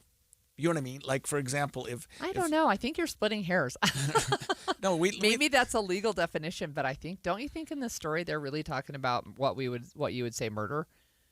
I don't think so. I mean, they say that. They say homicide is defined as killing one person at the hands of another, whether it is intentional, reckless, accidentally, or in self-defense. Murder is the top term that we talk about, and then you get to manslaughter. So it seems to me that KSL is looking at homicide. So it could be like somebody that was hunting and somebody accidentally shot somebody or an incident like that. I know we talk about murder as being the linchpin of homicide. No, I guess you're right, especially if you think like police officer-involved shootings where a person dies, they don't say the officer committed homicide in most cases. Exactly. those shootings have But to be determined to see whether they're justified or not. Right. That is a homicide. It just wouldn't be called a murder necessarily. Now, that reminds me of another thing. Some of these deaths, some of these homicides from 2025 could be changed to murder because they're still under investigation. We know that a person is deceased. We know that it was caused by another person. And so maybe some are still under investigation and they haven't been categorized as a murder or as a manslaughter or as a negligent homicide. They're still just in the homicide category. Somebody died as a result of somebody else's conduct. Is that going to be criminal? We'll see as the investigation continues. Yeah, some of these numbers, and again, as you pointed out, they're kept by KSL and Deseret News. But some of these they're all sad, right? 55 people were shot and killed. 14 people were shot and killed by police officers, different than the 55. 11 people were stabbed to death last year, which is like, oh my gosh. 1 person was killed by a bow and arrow. 3 died in an arson fire. 5 were beaten to death. So the overwhelming majority of homicides in Utah last year were by firearm. They were shot. So that doesn't surprise me. It would seem to be the number. I didn't realize the numbers would be that significant, but that's really close to 2/3, well over half. And this number is really disturbing to me too, and that's that 30 people were killed by a spouse, a domestic partner, friend, or acquaintance last year. So some sort of domestic violence, right? That they were killed by somebody that they knew. That's spooky. I mean, that's true. That doesn't surprise me either, but it's really sad to think about that. Yeah, exactly. A total of 20 children died as a result of homicide in 2025, and that was up 16 from the year before. The youngest victims were, they started with an unborn child who was killed while attending Westfest, if you remember that story. Right? Yeah, she was shot. A woman was killed and she was pregnant. Yeah, right. That's right. There was a 1-month-old baby that died, probably, it looks like, due to infant shaking. His dad is charged with murder. And then another one who drowned, but the mom is charged with manslaughter. I think it's important to keep these numbers in mind. And we break down criminal conduct in different categories. For example, homicides, you might have sex crimes, you might have property crimes like burglary, theft, that type of thing. And in keeping those numbers, I think, is really helpful for law enforcement and for lawmakers to see if we're doing something right. To see if the number goes down, even if it's just from 100 to 93, maybe next year it goes to 88 or something like that. Are we trending in a certain direction? And if so, maybe we're doing things right. If you're going in another direction, maybe you need to tighten up the belt on criminal justice or something like that. But I mean, I think these numbers are significant, and it's good to know that the numbers have, although they've remained fairly consistent, they've generally gone down over the last 5 or 6 years. I wonder if you know enough about automobile homicide. Can you talk to us about that? Yeah, so automobile homicide is typically a drunk driver who causes the death of another. Okay. Now, that would never be a murder because drunk drivers don't intend to cause the death of another. They're reckless. Automobile homicide is sort of akin to manslaughter. It's a reckless conduct. In fact, some states call it, vehicular homicide or I've reckless heard that, homicide or that type of vehicular manslaughter, I should say. So you look at the mental state. What was the person intending to do at the time? They were intending to drive drunk and to speed and to run a red light. They didn't intend to kill, but they did kill. So if you have a death by a car, let's say a person is not intoxicated, they're just driving crazy and they run a red light or do something, they could be charged with a certain level of crime, but that goes up if they're intoxicated. If they're under the influence of alcohol or drugs or some combination of those, you would expect that severity of that crime to go up a degree or two. This is a different story, but I think it's tangentially related, and that's that Utah teen driving deaths nearly doubled in 2025. There were 31 teen driving deaths, where there had only been 18 in 2024. And this was a Fox 13 article that I saw, but it just reminded me, we're talking about automobile homicide. It just reminded me this story about the bill on Capitol Hill proposing to lower the driving age to 14 and a half. That's the first thing I thought about when you mentioned that. Yeah. So if we're getting an increase in teen driving deaths, should we lower the That's right. threshold and put more teen drivers on the road. And they said one of the reasons is they just ignore the provision that for the first 6 months you're only supposed to drive with family, but they're driving with friends and they have distractions from inside the car and outside the car, and we almost doubled the number of teenage deaths. So that's interesting as we talk about wrapping up 2025 and what that looked like in our state. Yeah, I guess among the sadder things about this, you said something like 20 children died as a result of homicide in 2025, up from 16. That number went up. 11 of them were under the age of 14. Ugh. Yeah. That's... Yeah. Homicide is awful no matter what age, what gender, what anything else. But when we talk about kids who are almost always helpless, that really, I don't know, it's awful. Well, we're going to go to the border next. So Kristi Noem visited the southern Arizona border last week, and she reported that daily encounters have dropped by 95% since President Trump took office. We're going to head to the border and check in with the mayor of Yuma, Arizona. He'll be on the line with us next to share his firsthand account of what's going on there. Stay with us. Be advised, this is your opportunity to save up to 40 to 80% on a hot tub or swim spa. This weekend only, Friday through Sunday, 2 locations, Salt Lake and Hurricane. Be advised, this is your opportunity to save up to 40 to 80% on a hot tub or swim spa. This weekend only, Friday through Sunday, Utah State Fair Park. 18-month interest-free financing. Our factories have demanded we sell 1,000 hot tubs and swim spas this weekend. Washington County Fairgrounds Legacy Park. Huge factory incentives, factory rebates this weekend only. Utah State Fair Park, we can remove your old hot tub. Free delivery of your new hot tub. Hot tub starting at $2,999. Washington County Fairgrounds, Legacy Park. Free delivery of your new hot tub. Just relax and enjoy. 2 locations, Sandy and Hurricane. Friday, 2 p.m. to 8 p.m. Saturday, 10 a.m. to 8 p.m. Sunday, 10 a.m. to 6 p.m. Utah State Fair Park, Salt Lake, and Washington County Fairgrounds, Legacy Park, Hurricane. Call 833-SPA-SALE. Are you looking to upgrade your home this year? Advanced Window Products is your local window and door manufacturer that sells direct to the public. That's right, celebrating 40 years serving Utah since 1986. And right now, it's the New Year, New Window Sale. Get $2,500 off when you buy 10 windows or more. Our windows are made right here in Salt Lake City. Sales and installation are all in-house, meaning no middleman markups. You get the most affordable, high-quality custom windows in the state. We build it, we install it, and we guarantee it for life. Every window comes with a lifetime warranty, labor, glass, and parts included, serviced by our local team, and the warranty is transferable to the next homeowner. Financing is available too. Save now, pay later, with payments as low as $150 a month. Buy local and support the local economy. Don't wait. Buy 10 windows or more and get $2,500 off. Beat the rush and call today. Call us at 801-850-9100. That's 801-850-9100. Or visit us at advancedwindows.com. Are your investments in the right accounts? What's best, traditional or Roth? Are you receiving all available tax deductions? Are you paying as little in tax as you can? These are all questions you can't afford to get wrong. Hi, I'm Jeff Jr., founder of Trajan Wealth, and in many cases, it's not what you make, but it's what you keep that makes the real difference. Trajan Wealth and Trajan Tax work closely together exclusively. No more guessing about whether you should do a Roth conversion, or if maxing out your 401k is really the best option. Our nationally recognized fiduciary advisors and CPA team work in tandem to make sure your tax strategy works with your investment strategy. We'll even do your tax preparation. One team, one strategy. Isn't it time for a second opinion? Call Trajan today, 801-207-9900. That's 801-207-9900. Trajan Wealth, an SEC registered investment advisor. Additional services through Trajan Estate and Trajan Tax. Additional disclosures and accreditation at TrajanWealth.com. Get in the zone, AutoZone. Jeff's day is off to a slow start. So he heads to AutoZone, America's #1 battery destination, where Sammy, a local AutoZoner, tests his battery for free. Looks like he just needs a charge, and Sammy does that for free too.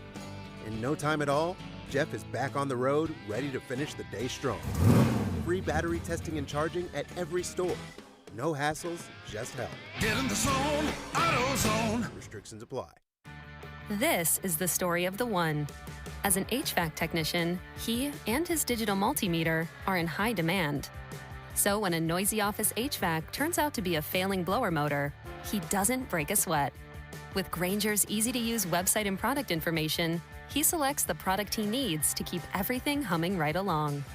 Call 1-800-GRANGER, click Grainger.com, or just stop by. Grainger, for the ones who get it done. Any Hour Services can help you make sure your furnace keeps you warm this winter. Whether you need a tune-up, a repair, or a second opinion about replacing it, call Any Hour Services or visit anyhourservices.com. Over the years, you've brought them into your home. You were prescribed opioids after the C-section, when Dad injured his back, when your basketball star tore his ACL. Opioids helped with the pain, and you held on to them just in case. But did you know holding on to unused opioids puts your family at risk? Opioids are powerful pain-reducing prescription medicines, but most people who are prescribed opioids don't finish their prescriptions. So millions of unused opioids are sitting in homes across the country. And tragically, more than 100 Americans die every day from overdoses involving opioids. What can you do to protect your family? Remove the risk of unused opioids from your home. Pills, patches, or syrups in drawers, purses, and cabinets, anywhere they might be hiding. To find out how to dispose of them properly, visit www.fda.gov/drug disposal. And expanded Inside Sources. Well, the Secretary of Homeland Security, Kristi Noem, visited the southern Arizona border last Wednesday and held a press conference in Nogales. Part of what she said was that U.S.-Mexico border encounters have dropped by 95% since President Trump took office. Part of that press conference, she said the following. It is so quiet here now today that sometimes we even forget how bad it was just a little over a year ago. And the importance of the accomplishment that has happened over this last year cannot be forgotten. So one of the things with immigration discussion, right, is we've talked about border control, and that seems to almost have faded a little bit, like she pointed out. So we actually are going to head to Yuma, Arizona, which is close by, and we're going to talk with the mayor. Mayor Nichols is on the line with us now. Thanks for joining us, Mayor. Thanks for having me on. Appreciate the time. Well, we wonder if you could just tell us and our listeners, how are things going down there with border control right now? Well, I'd probably disagree with the Secretary a little bit. We've seen a 99% decrease in activity. It's pretty dead at the border. There's like 4 to 5 people interdicted a day, which has left Border Patrol free to do the proactive enforcement, including collecting a lot more of the illicit drugs coming across the border, the illegal drugs coming across the border, and other border-related activities. Whereas before we had agents being deployed to help in Yuma, we're now deploying our agents to help around the other parts of the country. So things have flipped 180 degrees. And is this within the last year, Mayor? You're talking about maybe 4 or 5 a day, meaning that a year or so ago that number was exponentially more?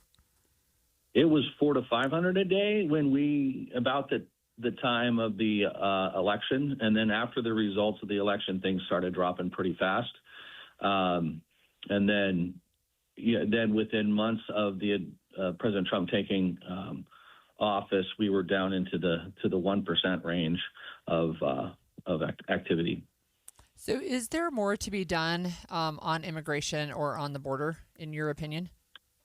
Yes, there definitely is, and some of that's happening right now.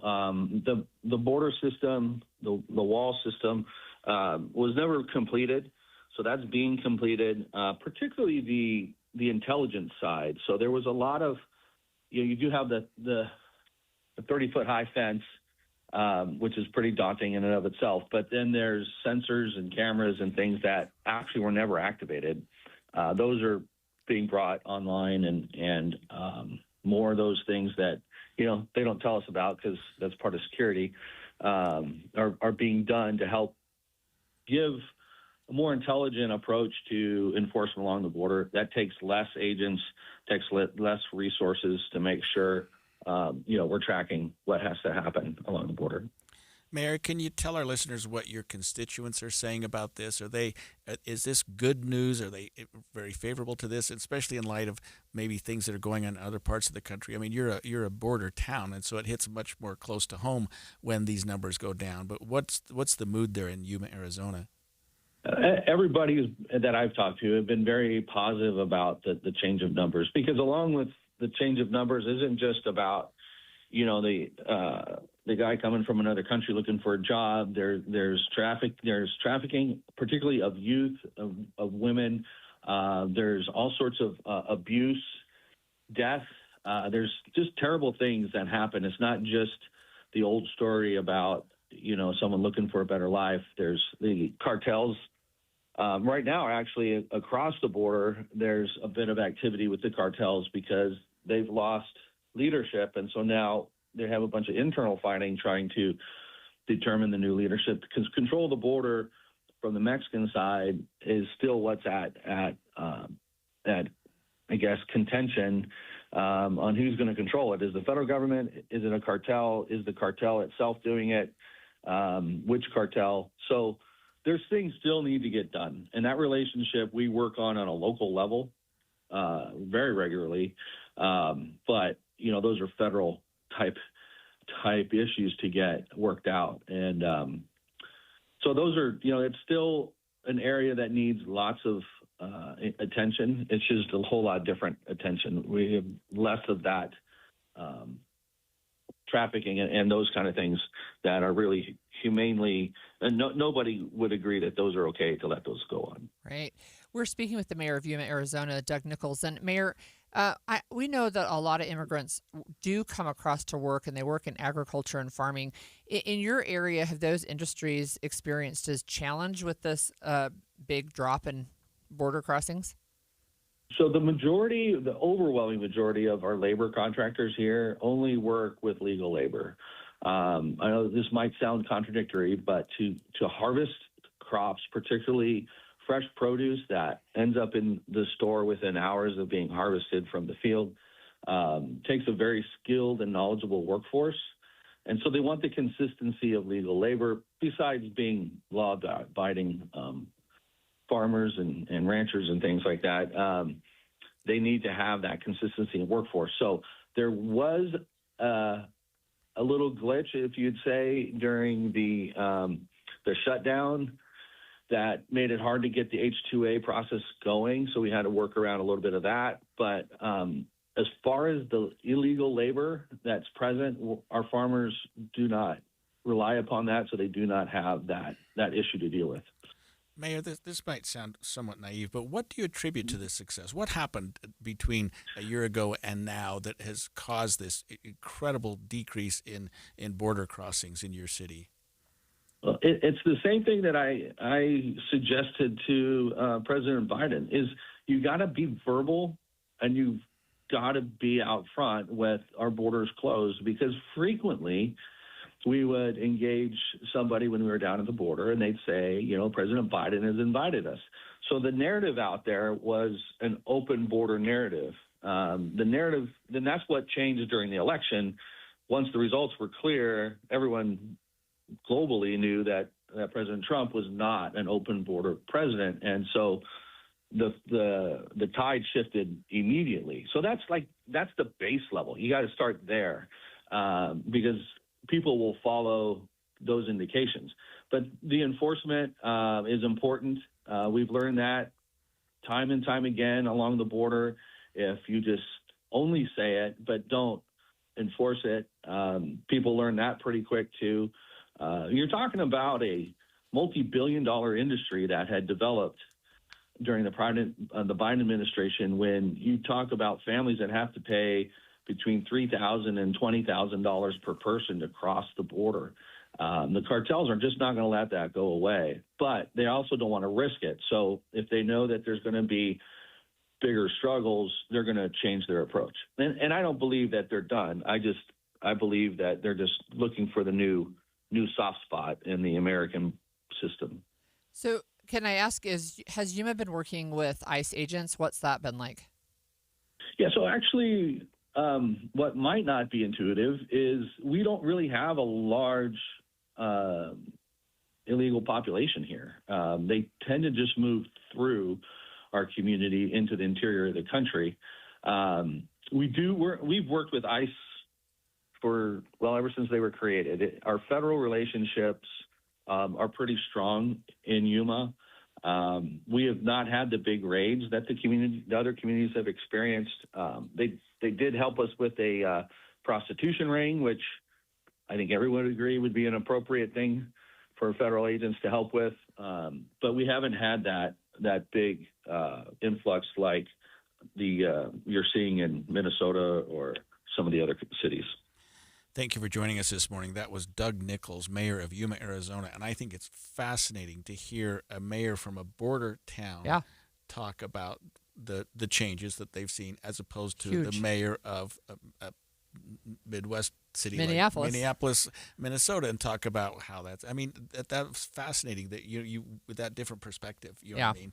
And I thought it was interesting, too, that he said that the wall hasn't been completed, but a lot of it came from we're basically you're not welcome to cross the border, and so they just have really dropped 400 or 500 a day to down to 4 or 5. That's really significant. And his people are thinking of this as very good news. Yep, that's right. For obvious reasons. So President Trump actually signed a bill that includes $9 billion in foreign aid. And some people are asking, was it an act of kindness or not? We'll talk with Deseret News opinion editor Jay Evenson about that when we come back. 10:30 at KSL News Radio. I'm Andy Farnsworth. KSL's top story this hour: death penalty cases in Utah could progress more quickly through the courts under a new bill. KSL News Radio's Brianna Willis reports. The bill would streamline death penalty cases by setting clear timelines for certain processes, including having a defendant's mental capability tested at the beginning of the trial and giving psychologists 10 days to submit their findings.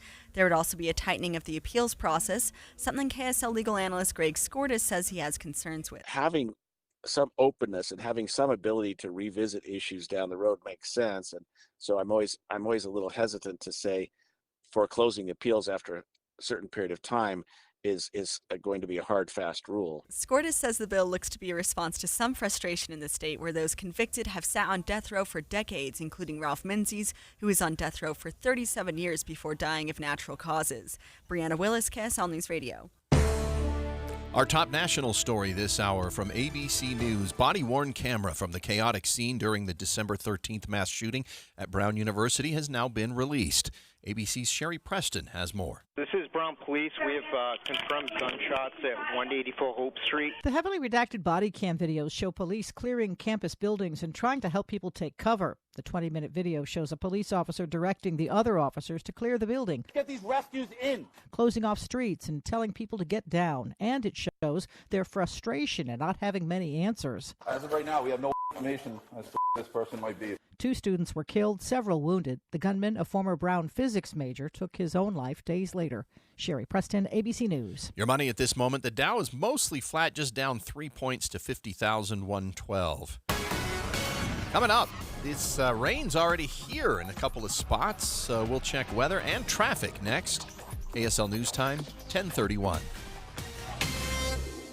A reminder about the simplest way to get updated for your day. Hit your KSL preset when you jump in the car, and we'll take care of the rest. Hear key news updates and traffic reports. Andy and Amanda from 5 to 9 in your car. KSL News Radio at 102.7 FM. What's better than a credit card with low interest? How about one with no interest? For a limited time, when you open a new America First Visa credit card, you'll enjoy 0% APR for the first 6 months. Transfer your balances from higher rate cards to your new America First card to consolidate debt and potentially save yourself a lot of money. That's 0 interest for 6 months. Interested?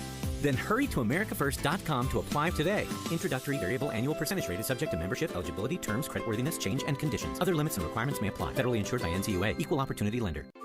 If you've been disappointed by underachieving savings, a high-yield certificate from America First can be a fantastic way to help your money start doing more. Whether you're planning for an upcoming expense or just want to save smarter and earn bigger, America First's flexible certificates are an outstanding way to grow your cash. So don't wait to get your money working. Head to americafirst.com and open a high-yield certificate today. Membership eligibility, terms, conditions, and change apply. Fees could reduce account earnings. Federally insured by NCUA. This President's Day, Pure Talk is honoring Jackson and Lincoln by offering unlimited talk, text, and plenty of data for just $25 a month. Meanwhile, Big Wireless is honoring Benjamin Franklin by charging families hundreds of dollars for the same 5G service. What's up with that? Ben Franklin wasn't even a president.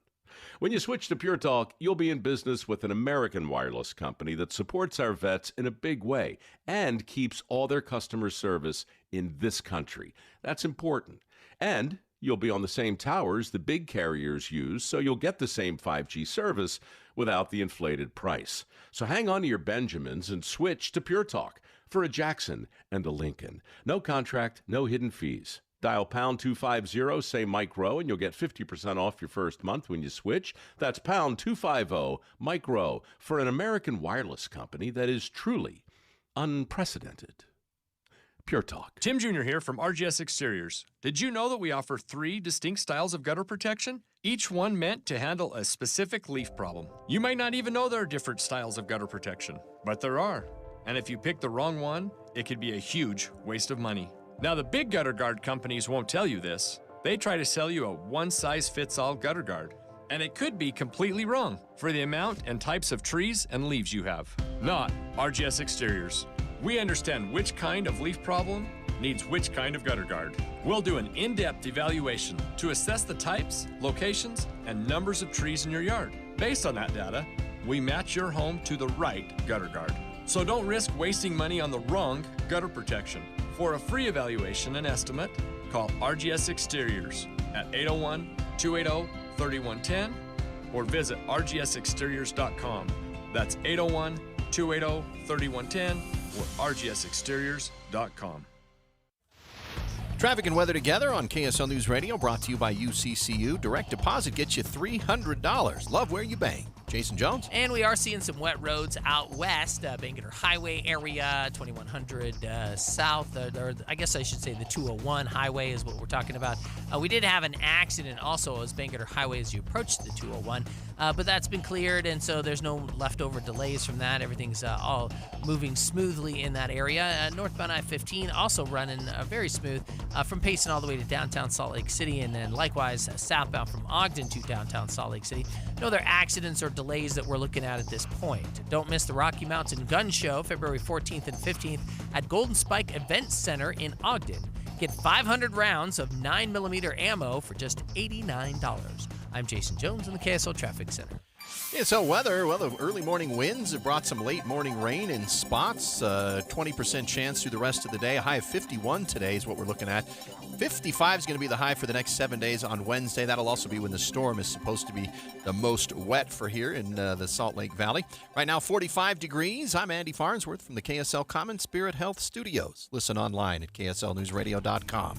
We're Utah's news, traffic, and weather station. The all-new Inside Sources. Inside Sources. Your inside access to the people and policies shaping Utah's future. Here are Greg Skordas and Holly Richardson on KSL News Radio. Well, Holly, when Washington ended its most recent partial government shutdown, President Trump did something that I think surprised a lot of people, and he signed budget bills that contained foreign aid appropriations, including $9.4 billion for global health programs, which seems inconsistent with some of the cuts that we've been hearing about in the last year. Well, I'm going to say woohoo, but as in yay, I'm glad. We have with us Deseret News opinion editor Jay Evenson. Jay, tell us about this funding for foreign aid. Well, this one kind of came under the radar because everybody was concerned about Department of Homeland Security and other big things in the budgets. But the people who pay attention to foreign aid and foreign maternal child health and vaccines and those types of things contacted me last week and said, did you see this? That there was actually quite a bit of money allocated for those services. And like I said, it kind of went under the radar. I'm not so sure the president knew that he was signing that, but it's an interesting thing, and it didn't quite. So I think you cited $9.4 billion. It was $12.4 billion a year ago, so it was a decrease, but we're still kind of in the ballpark. But in terms of what we were talking about a few months ago with, I think it was USAID that was basically defunded, it's a significant change for where I think a lot of people thought we were going after Doge and Elon Musk and what they were talking about with foreign aid. Right, and USAID now is somewhere in the State Department. That I think has been lost. But look at some of these requests and then the appropriations. There's an organization called Gavi, which handles vaccines for children in third world countries. President Trump had requested zeroing that out. But they ended up appropriating $300 million, which is the same as what they got a year ago. Nutrition aid, Trump asked for zero. It was funded at $172.5 million, which is a $7 million increase over a year ago. The Global Fund for AIDS, Tuberculosis, and Malaria, Trump had actually requested $800 million, but the appropriation was $1.25 billion. A little bit down from a year ago, but not by much. My column focuses on a source of mine for many years, Sam Daly Harris, who is with a group called Results that deals with poverty in third world countries. And his whole method for lobbying is to have his volunteers become friends with their members of Congress. He says, we're in a day and age now where if you don't threaten to send a representative into a primary, you're not going to be heard. But he doesn't believe that.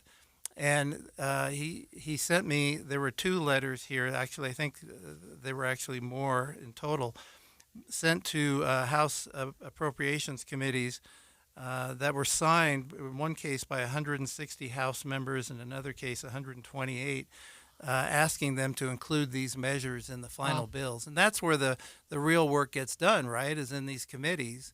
And he says, that this was maybe primarily due to some of his volunteers and the work that they had done behind the scenes to educate lawmakers on what these programs do. I like that you said that he called it transformational advocacy, because we do have so many people, I think, that feel helpless, and it's like we just can't do anything. But it seems like he has found a way to make an influence, even during really polarizing times. Well, he has, and a lot of organizations, if you volunteer for them, they'll have you sign a petition or sign a form letter to send to your member of Congress. And he says that, these just get thrown in the trash. There's one great story he has of someone who was doing petitions, and they'd been in a senator's office and then had left and then realized they'd given him the wrong petition. It was supposed to be for a different senator. And they went back in to see if they could change it. It had already been thrown in the trash. Yeah. That's exactly right. So he says, yeah, you can hold up a protest sign, you can march, you can sign petitions, but how much more effective is it to get to know your member of Congress and to gain their trust and to say, he trains his volunteers to actually be advocates for the cause. They know it well enough. They can go into their local member of Congress and say, here's why you need to sign this, and here's what good it has done in the world. And it appeals to why politicians run for office in the first place. There's a lot of cynicism out there about politicians and what motivates them. But I've been in this business for 40 years, and the overwhelming number of politicians I know got into it because they wanted to make a difference. They wanted to get into public service. And so this transformative advocacy helps remind them why they're doing this in the first place. Jay, do you suppose that part of this was in response to some maybe public sentiment, public pressure? We talked about tariffs some time ago, and Trump had this notion of these large tariffs, but he got a lot of blowback, and so he changed some of that, or deploying troops to certain cities, threatening that, and then the public winds sort of went a different direction. Do you think that the U.S. cutting back on foreign aid, which it did some months ago, has had some repercussions that maybe he didn't expect, and this is a way to appease people a little bit? Well, I'd like to believe that, but there are so many myths about foreign aid, and it's kind of a dog whistle, right? When you talk about foreign aid, people think, oh yeah, we're spending. If you ask them how much they think we're spending on it, trillions and trillions of dollars, it's actually less than 1% of the total U.S. budget. At least it was before Mr. Trump took office, and still remains so. And so I don't know that I believe that there was a lot of public pressure, because I don't think people understand really what it is and how little we actually spend on it. Mm-hmm. Relatively speaking, right? It's one of your questions from your source. I can't remember his name. Sam Daly Harris. Daly Harris, thank you. That he taught his volunteers to ask, what would it take to change your mind? Yeah. Right? Which is it's a totally different approach than yelling at them and telling them, or I'm going to make sure you never get elected again. Right. And so, yes, he tells them, say, I understand you don't support this measure. What would it take to change your mind? And then, can you tell me more about that? And why do you think that's so? Yeah. And those are probing questions that develop a relationship. It's not confrontational at all. It's an understanding. It's trying to get a level of understanding and get to a point where if they can tell you what it would take to change their mind, then you have some place where you can start and you can try to work on changing their minds. Thanks, Jay. Thanks for joining us again this morning. Are you surprised by those numbers? I am very happy because the results of not funding leads to death. And I've seen that in third world countries where I've gone to do work, right? It is the aid that we provide as, I would say, the leader in the world has saved lives, and then pulling it back is not good. So, yeah, I'm totally happy to see it. Did it surprise me? Absolutely. Yeah, and Jay mentioned hundreds of millions to some countries. That's really significant. All right. Well, I'm sure you've heard of social media influencers, but what about grandfluencers?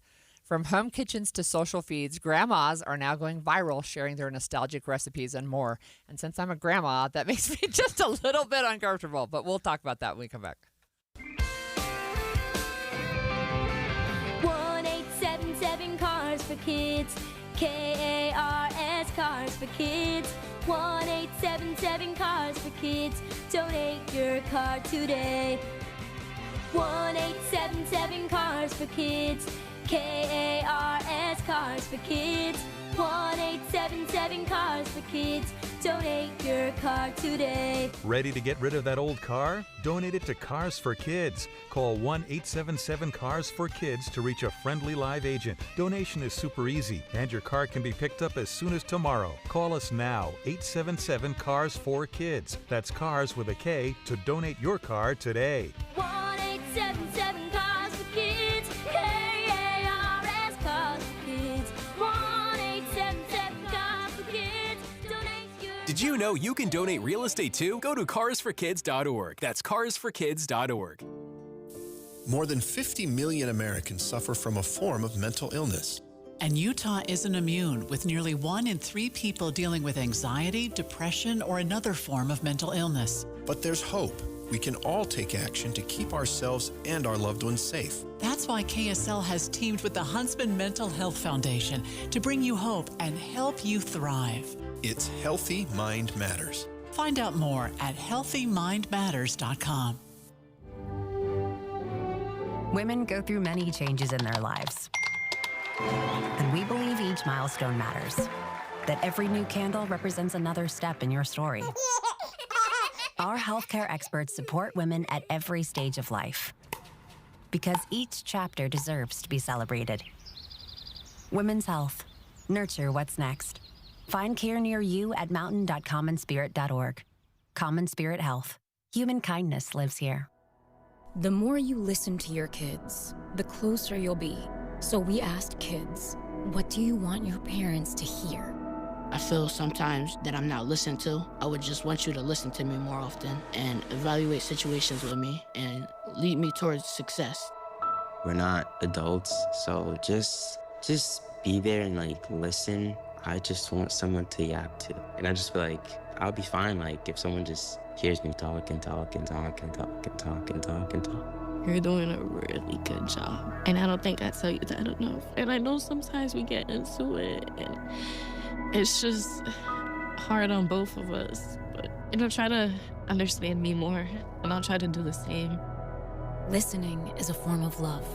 Find resources to help you support your kids and their emotional well-being at sounditouttogether.org. That's sounditouttogether.org. Brought to you by the Ad Council and Pivotal. When you need the financial products and services for every stage of life, Cypress Credit Union is there for whatever the future holds. Visit cypresscu.com today. Most of us like to be out in the sun. That's why sunscreen and other safety measures are key to protecting your skin from aging and cancer. The FDA recommends using a sunscreen with a sun protection factor, or SPF, of 15 or higher. Also, look for broad spectrum on the label. That means both harmful ultraviolet A and B rays are blocked. UVA rays age the skin, UVB rays burn, and both cause cancer. But the perfect sunscreen doesn't count if you use it wrong. Don't need sunscreen on a cloudy day? Wrong. 80% of UV rays still get through the haze. Only use sunscreen at the beach? Nope. Anytime you're outside, UV rays attack the skin, so you need protection. And you have to reapply sunscreen every 2 hours. Remember, SPF plus broad spectrum equal healthy fun in the sun. Visit www.fda.gov/sunscreen for more information. A message from the U.S. Food and Drug Administration. When your car is making a strange noise, no matter what it is, you can't just pretend it's not happening. That's an interesting sound. It's like your mental health. If you're struggling and feeling overwhelmed, it's important to do something about it.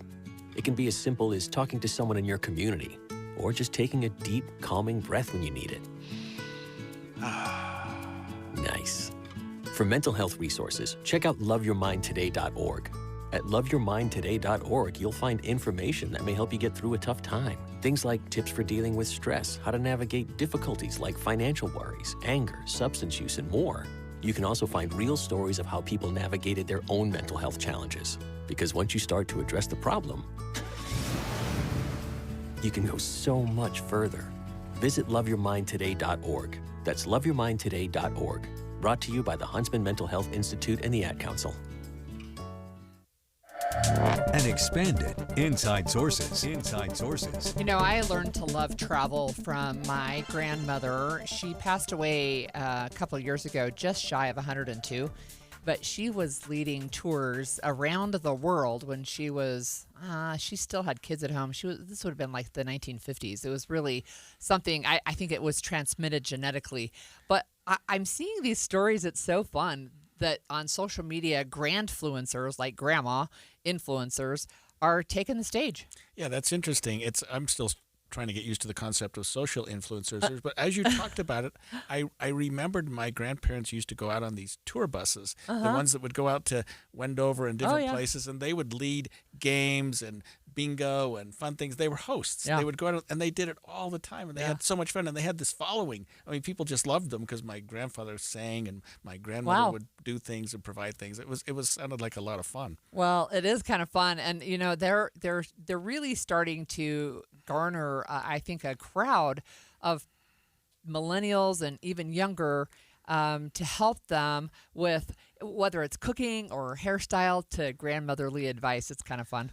Yeah, and here's CBS detailed this story of Diane Schiffer. When Diane Schiffer retired from working as an educator and social worker, she thought she knew what her life would look like. Reading, doing a little sewing, taking a walk. And now you do all those things, but you film them. Right, that's exactly it. At age 68, she's what's known as a grandfluencer. During the pandemic, she decided to start making daily videos, scenes from her life. I had a video of me doing my hair that I had accidentally shot in time lapse. So I was like, okay, what the heck, I'll put that up, right? Good morning, my sweeties. It was her second TikTok ever. That video went viral and got millions of views. Millions? Mm-hmm. Now she has nearly 1 million followers on Instagram and another 1 million on TikTok. I might do some sewing. Where she dubbed herself your chubby vintage Nana. And then I'm ready to go.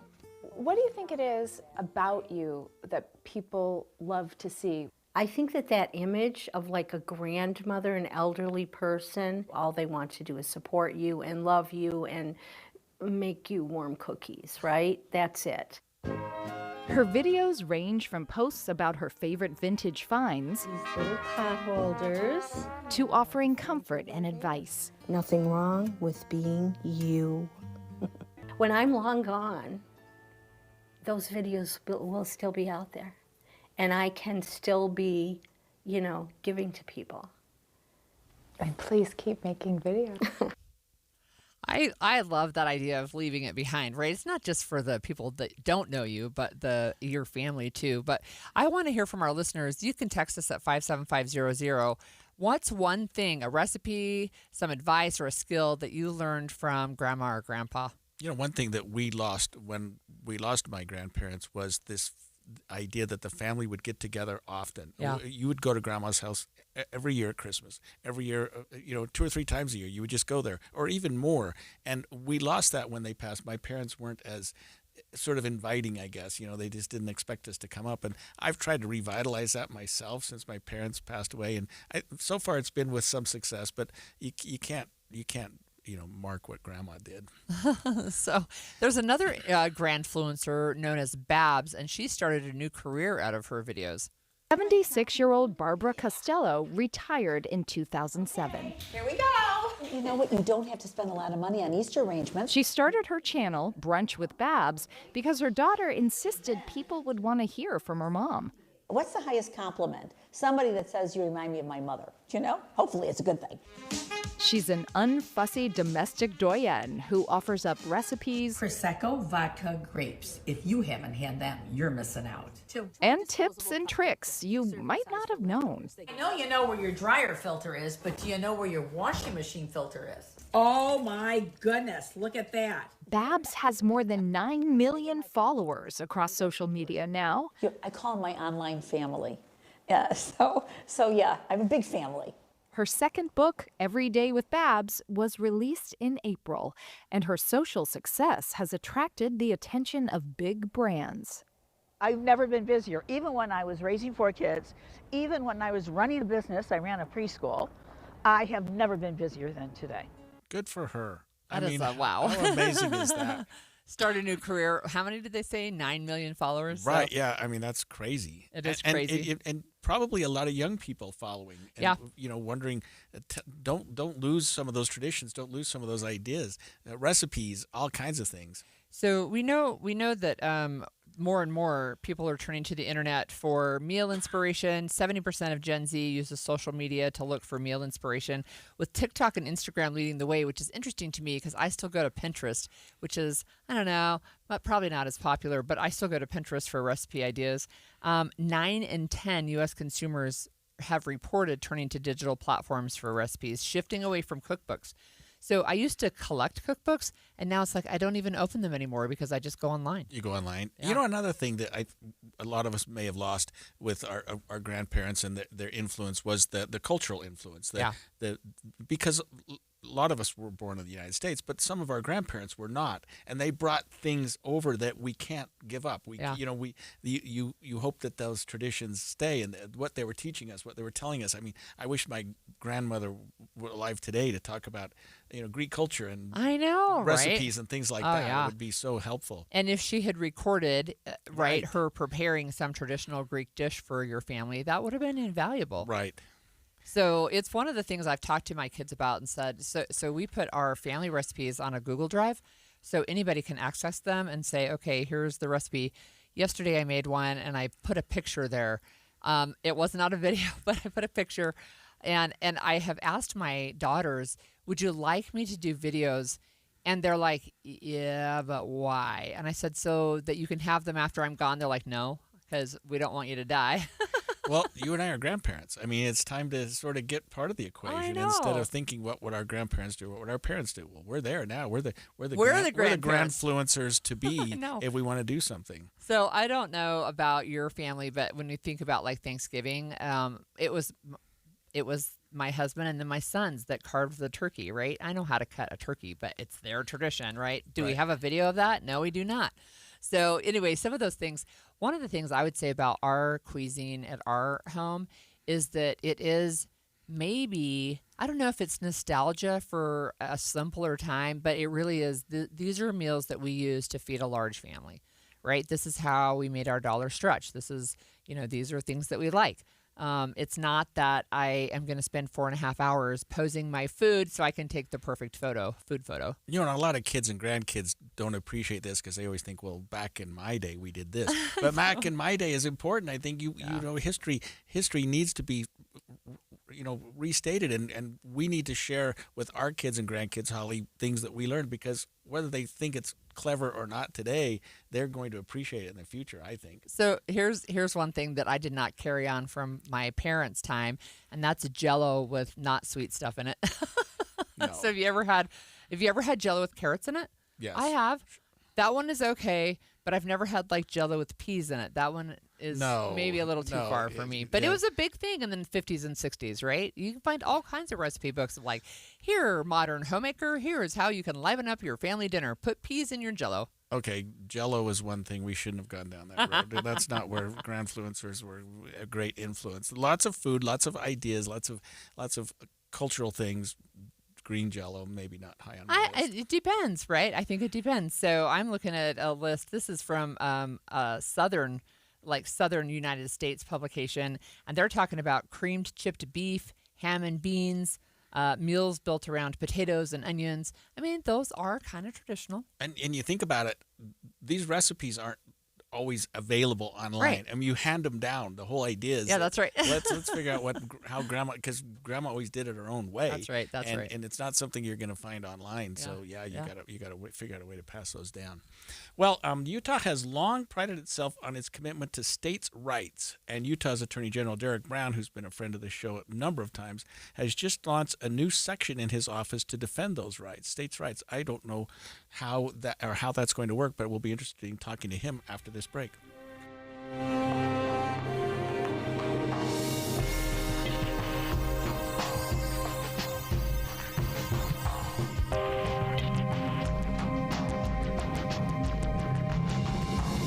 KSL FM Midvale. KSL Salt Lake City. From the KSL Common Spirit Health Studios, this is KSL News Radio. Utah's news, traffic, and weather station.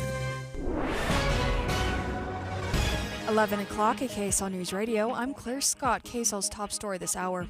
We're working together the latest details in a shooting that sent 3 people to the hospital in South Salt Lake. Police are telling us 1 boy and 2 adult men were shot early yesterday morning near 300 East and Penny Avenue. We do believe that this was an isolated and targeted incident. It's not a random shooting, that some altercation led up to the shots being fired. And, we want to reiterate to the public that there's no threat to them. South Salt Lake Police spokesperson Sean Ward says one of the men is still in critical condition while the other man and the boy are stable right now. Our top national story this hour from ABC News. Today Show host Savannah Guthrie and her siblings posted a video this weekend telling her mother's captors they're willing to pay. Retired FBI agent and ABC contributor Brad Garrett says right now investigators are looking for anything they may have missed in this investigation. Have they missed a piece of information, something basic like a car or a phone number that now matches something else? The big problem with these cases is the amount of data you get. A large chunk of it is not worth anything, but some of it could be connected. Nancy Guthrie has been missing for over a week now. Your money at this moment, the Dow is down 48 points, the S&P is up 33 points. And coming up, more rain on the horizon. KSL weather is next. KSL News Time, 11:01.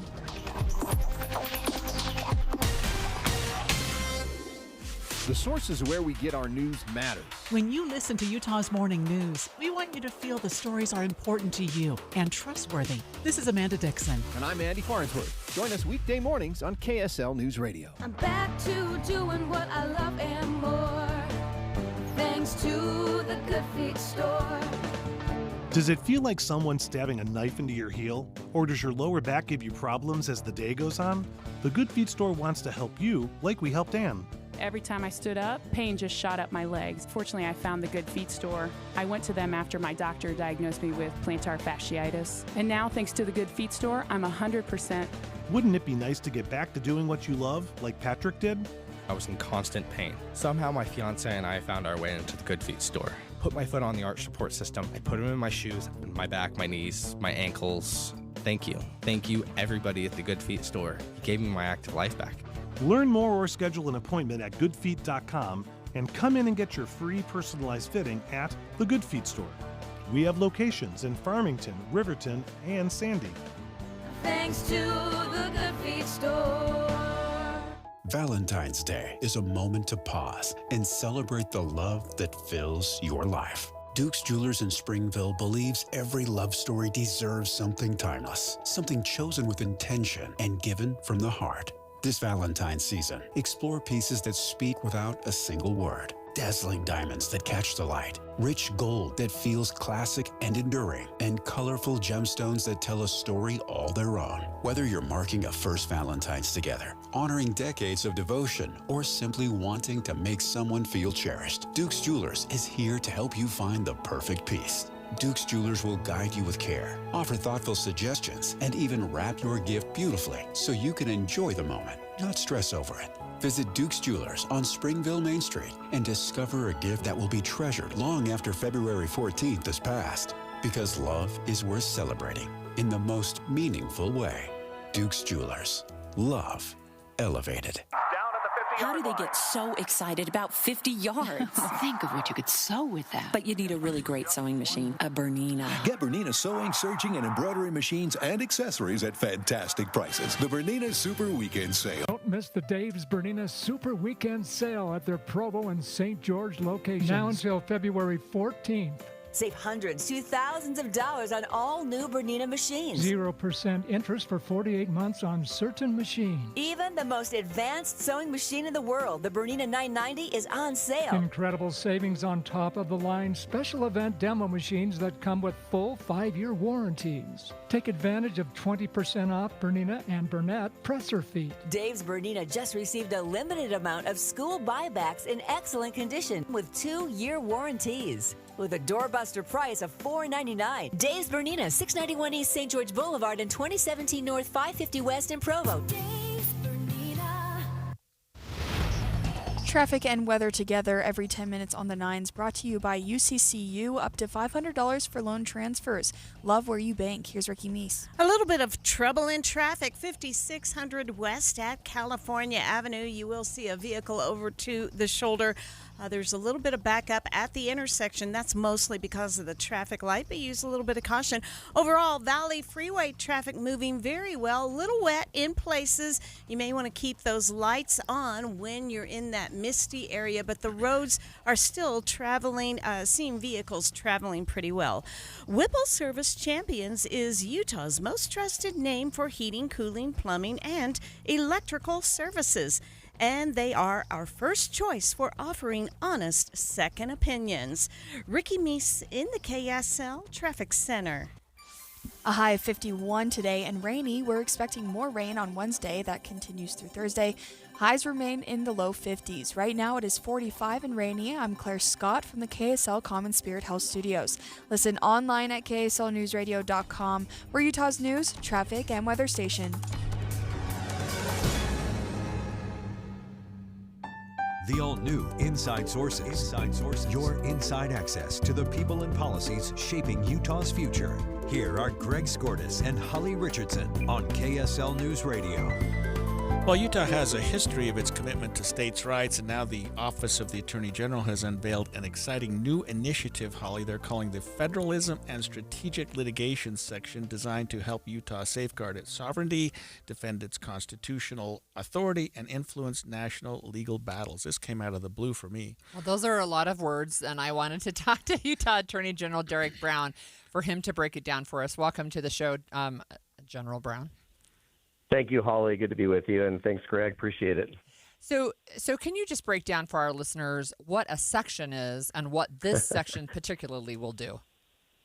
Well, our office has a lot of people don't know this, but we are the largest law firm in the state of Utah. We have about 315 lawyers, maybe 600 people total, and we are involved in every conceivable area of the law. So we have 17 different divisions, and we're creating a new division.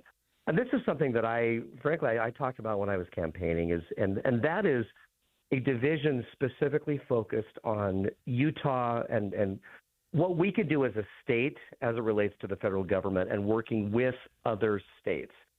And so that's what our announcement is this is a new division that will focus on issues of statewide importance and national importance. And so this is a critical piece to round out what we do as an office, in addition to all the work that we do when it comes to, working with, say, roads or health and human services, or, going after people who exploit children online. I mean, we're involved in about every conceivable area of law that you can imagine. Derek, is this something that's being done in response to something that's going on nationally or locally? And I was going to ask specifically maybe examples of how this unit, section, division, whatever, it can work, or how you would envision that going. Well, one of the things that we spend a lot of time doing, and this will be a huge focus, is that as attorneys general, we work with AGs in other states all the time. And those relationships are critical. I mean, for instance, I'm the chair of the AI task force with my Democrat counterpart in North Carolina. So we work together on AI issues, and we've done letters with my Democrat colleague in Connecticut on gambling issues. But there's also areas where we can work together, frankly, with the administration. I've had people say, well, are you going to be suing the administration? Well, we have an administration that fortunately is willing to answer their phone and talk with us. And so this is overall an effort really to create a division where we create those relationships on behalf of the state, and we create them with other state attorneys general offices, and we work together. Because the reality is, I'm not afraid to file a lawsuit on behalf of the state of Utah if I'm the only one. I mean, I sued Snapchat, for instance, on behalf of what they're doing to kids, and I was the one that did that. But I love the idea of having 20 or 30 or 40 state AGs working together on an issue, because if we've got, we had a recent letter involving, an AI company, and there were 35 AGs that I worked together with. We could get a lot done when there's 35 state AGs working on an issue. I just wanted to ask a follow-up specifically on the AI issue. So is this something where Utah is saying, hey, we can handle AI regulation in our state, and the federal government is saying, here's an executive order saying you can't do that. Is this something that section would specifically be looking at? Exactly. I mean, the line between the federal government and the state government, because the reality is, Utah we have members of Congress that I think do a phenomenal job. But as we all know, Congress isn't doing much. And on AI, there's a lot of talk, but they're not doing much of anything. And ultimately what that means is it leaves it to the states to pick up the slack. And I'm okay with that, because I think that's the way our constitutional structure was set up. It's set up so that when the feds don't do anything, or they are in gridlock and there's this vacuum, the vacuum is filled by the states.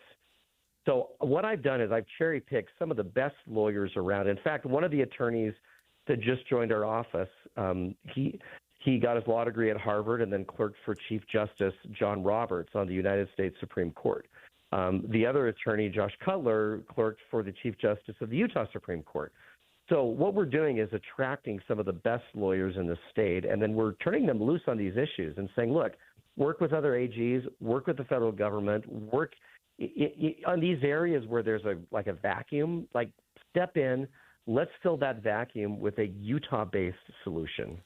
Derek, one thing I've noticed in speaking to you since you've become Attorney General over the last year is the level of cooperation among our attorneys general nationally across party lines. And I'm wondering if this particular initiative, federalism and strategic litigation, is something that you have bipartisan support in doing, and that other AGs will be adopting similar groups. Well, and we have them working with similar groups in other states. A lot of other states, like, say, Texas, have, far more resources than we do in Utah. And so that's one of the things I'm trying to do, is create a law firm where we have the resources and the ability to do this. And so we will be working with, any state where there's an issue that matters to us here in Utah, we're going to be working with them. And so, there are issues involving, say, lands that may be more partisan than not. But then there's issues like the one Holly mentioned, AI. There's very little partisan about the concern that we have for AI and how that's going to affect our kids. And so, my job is to amass a law firm of the best and brightest lawyers in the state and around the country, bring them together, and get them to work with some of the best and brightest minds around the country. And so one of the things they'll spend a lot of time doing is getting to know, for instance, the solicitors general in other states, so the top appeals lawyers, because the more that we can collaborate with other states, the better we will be as a state. I have just one other question. Is this something you're hoping continues regardless of who is in the White House? Absolutely. I mean, the reality is we currently have a White House where they're willing to work with us, and I've had several meetings with the administration on issues involving, lands. I mean, we've talked about AI, but ideally, what I'm trying to do, everything I'm trying to do, is with an eye towards an administration where it doesn't matter what the party is. I mean, the whiplash, and this is one of the things that's hardest for me, is when you have, it goes from Republican to Democrat or Democrat to Republican, there's this regulatory whiplash where all of a sudden all the agencies have to just turn on a dime, and then they're going, a complete opposite direction. And it's not good for the country. It's not good for states. It's not good for the law. And so ideally, we'll have a group that'll help work to foster long-term solutions. And in fact, a couple months ago, I testified in the Senate Energy and Natural Resources Committee in D.C., and this is the one thing that I noticed as I got questions was the sort of the theme from both political parties is that how do we come up with solutions that are going to transcend whoever happens to be in the White House. I mean, that's really what we want to do is think long term. And I'm doing this for the state and whoever comes after me in this role. Thank you so much. That's Utah Attorney General Derek Brown talking about the new sections dealing specifically with federalism and states' rights. He's been such a breath of fresh air for our state. He's really done a good job. He's done a good job, and he's a friend of our show, so it's great. Absolutely. So I want to talk about what's happening with the Great Salt Lake, and it seems to me that it's on life support, but we're going to check in with Dr. Brian Steed, who is the Great Salt Lake Commissioner, when we come back.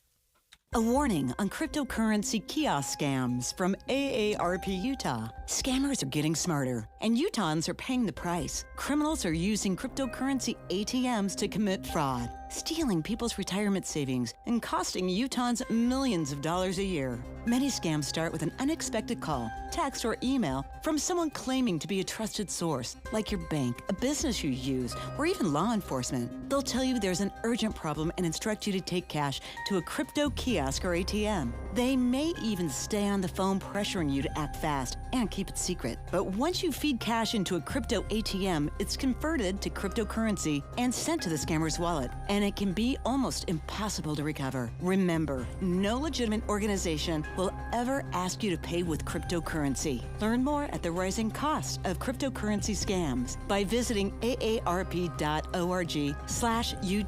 A message paid for by AARP Utah. For nearly 70 years, Les Olson IT has been the trusted name for businesses.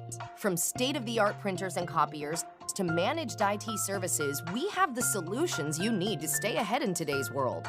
And now Les Olson IT is trusted and licensed in Utah for security systems, for technology that helps you work smarter. Les Olson IT, providing solutions that empower your business. Les Olson IT. Drivers who switch their home and auto with Progressive could save money and time. Other things try to do this, but they really don't. Like the touchscreen at fast food places. It's not like you save time because it takes you longer to use a touchscreen than, I don't know, someone who works there. And another thing, you'd think it would save money because they're not paying a cashier, right? But no, same price. Also, why is there an option to tip? Who am I tipping? Exactly. Anyway, even if you can't save money and time with some things, you could with a Progressive home and auto bundle. Progressive Casualty Insurance Company, affiliates, and other insurers, not available in all states or situations. This is the story of the one. As an HVAC technician, he and his digital multimeter are in high demand. So when a noisy office HVAC turns out to be a failing blower motor, he doesn't break a sweat. With Grainger's easy-to-use website and product information, he selects the product he needs to keep everything humming right along. Call 1-800-GRAINGER, click Grainger.com, or just stop by. Grainger, for the ones who get it done.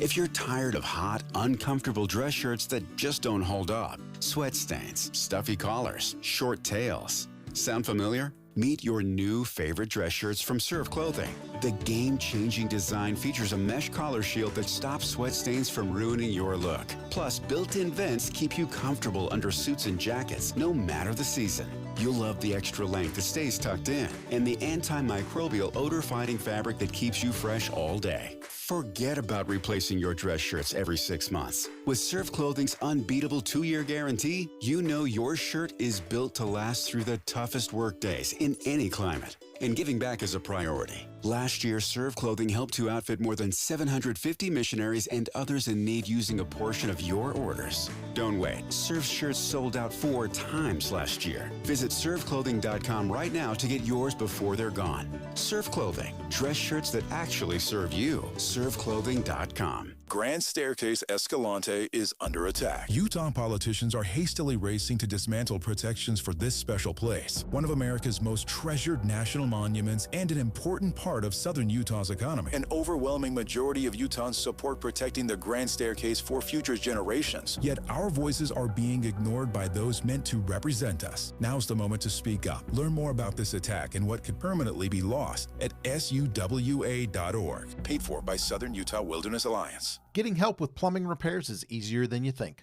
All you have to do is call Any Hour Services or schedule an appointment at anyhourservices.com. No one helps more homeowners than Any Hour Services. I'm Andrew Saul, Commissioner of Social Security. I'm here to warn you about telephone scammers pretending to be government employees. Some of these scammers may say threatening things like you will be arrested if you don't make payments or provide personal information. Do not fall for these tricks. These calls are not from us. Real Social Security employees will never threaten you for information or money. If you receive a call like this, hang up. Never give the caller your personal information, like your Social Security number or bank account, or send money in any form, cash, gift cards, wire transfers, or prepaid debit cards. Report the call to our law enforcement arm, the Office of the Inspector General, at oig.ssa.gov. Share this information with your friends and family.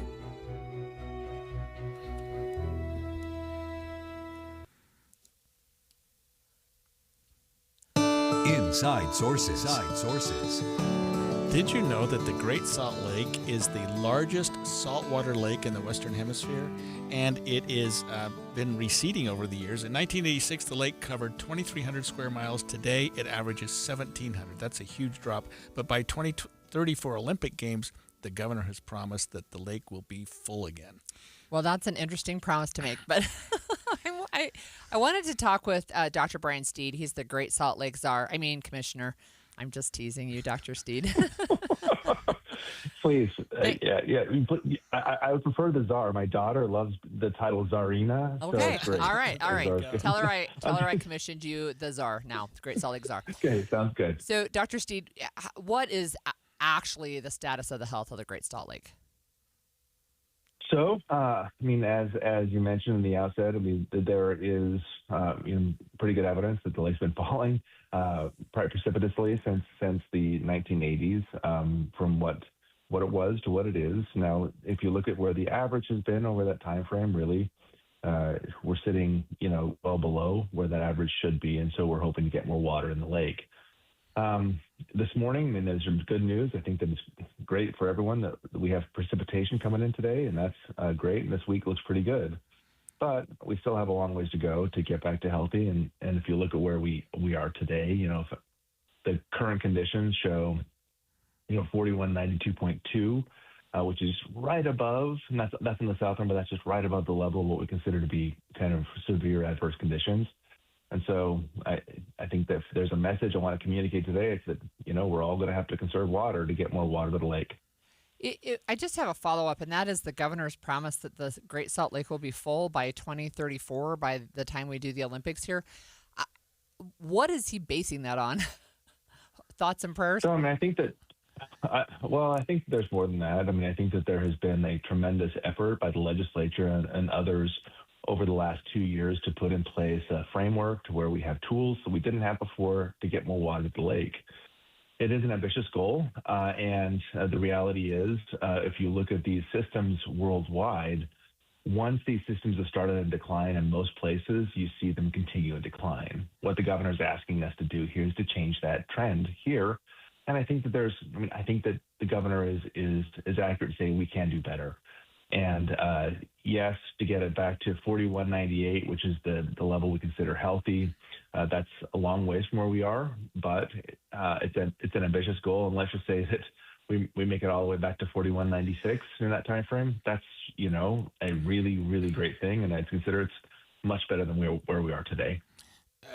Brian, it seems that lately I've been hearing about some chemical companies that are around the lake that are abandoning or moving out, or I think one was recently sold to the state. I don't recall the exact circumstances, but does this free up more water?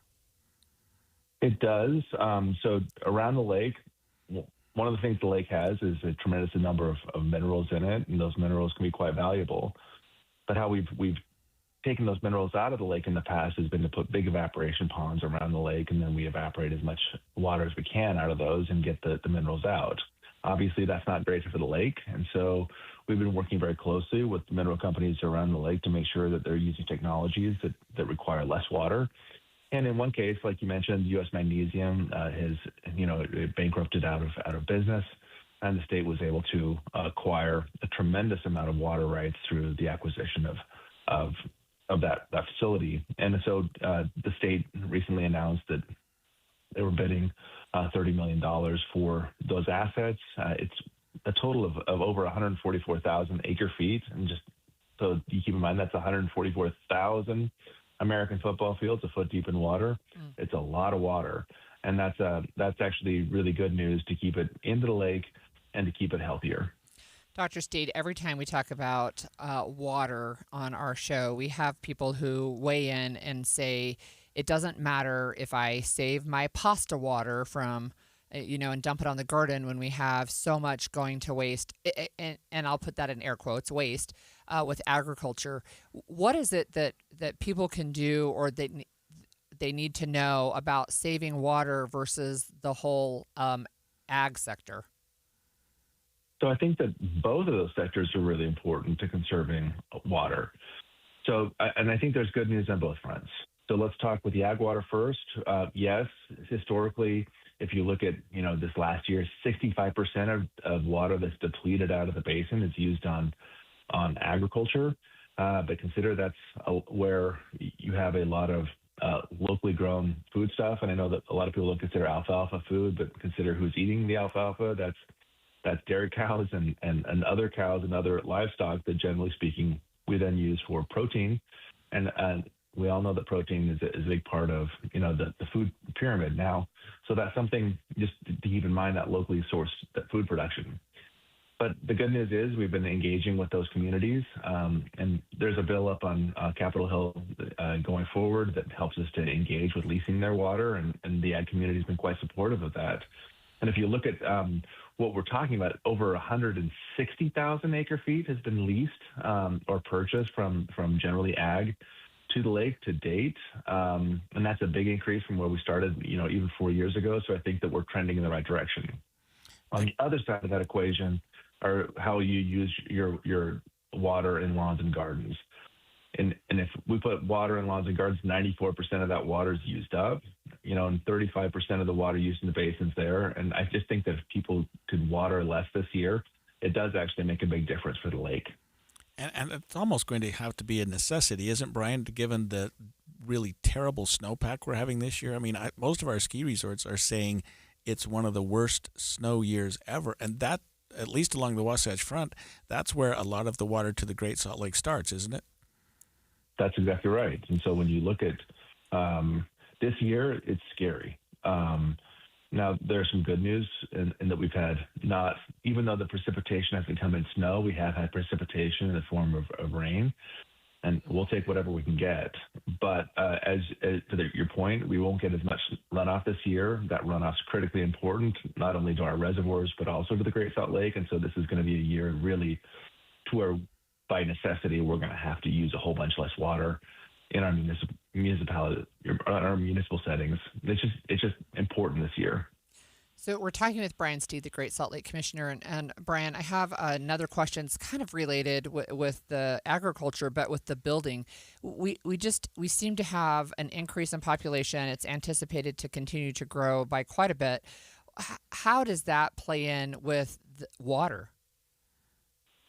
So I think it's a really good question, and it's something that I think that people have to be mindful of. As we grow, we see a larger amount of water being consumed by people. Now, there's some good news there that there is, per capita, we're having a per capita reduction in water use. But as we increase population, we see that trending just the same. As we increase population, we see the increased footprint of water use. If that continues that way, we're going to put ourselves in a real bind.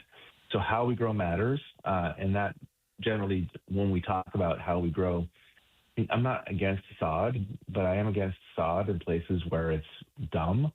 I have sod in my park strip, and I never get to really recreate on that park strip, only to mow it, and that's something that we have to consider. That's probably wasted water. In addition to that, we have to be mindful of how we water the existing sod we got. Most people water their lawns too much. In fact, there's been study after study that shows that most people overwater by about 30%. And if that's the case, watering less is a really important thing to do. And actually, your lawns can put up with it. And that's, I think, as we go into this really dry year, people have to be aware that we just have to change our behavior that way. And if we do, we'll be able to make do with the resources we've got. If not, I think that we have a lot more scary times ahead. Yeah, thank you. That was Brian Steed, Great Salt Lake Commissioners, and I think there are some scary times ahead, but it's having somebody like him in charge, I think, has us going in the right direction. And there is a storm coming through. We are seeing some moisture, so maybe there's a tiny bit. Maybe there's some good news for the Great Salt Lake. Well, when we come back after the break, there have now been over 850 bills on Capitol Hill, and we're only halfway done with the session. We'll talk about a few that are up for debate today when we come back. 11:30 at KSL News Radio. I'm Claire Scott. KSL's top story this hour. Newsday data shows homicides were down in 2025. KSL News Radio's Brianna Willis reports. In 2024, there were 100 homicide cases in Utah, according to records kept by KSL. And in 2025, that number is down with a total of 93. This includes anyone shot, stabbed, hit by a car, or otherwise accidentally or purposefully killed. The largest change in numbers come from shooting deaths, where there are 13 less from the year before. While homicides were down, there were several high-profile killings like the shooting of Charlie Kirk at UVU and the death of Afa Alu at a peaceful protest in Salt Lake City. Our top national story this hour from ABC News. Meta is on trial today in New Mexico. The company will have to answer whether it did enough to protect young users from harmful content. Prosecutors in the case say the algorithms used by Meta's platforms created a breeding ground for predators to target young people. Experts say the case could give states a new legal pathway to go after social media companies over how their platforms affect children. Few states over, a California court is expected to hear opening arguments this week in a case brought by a 19-year-old about whether common social media platforms are creating addictive behaviors in children. Mike Dubusky, ABC News. Your money at this moment, the Dow is down 31 points. The S&P is up 32 points. And coming up, the rain continues this week. KSL weather is next. KSL News Time, 11:31.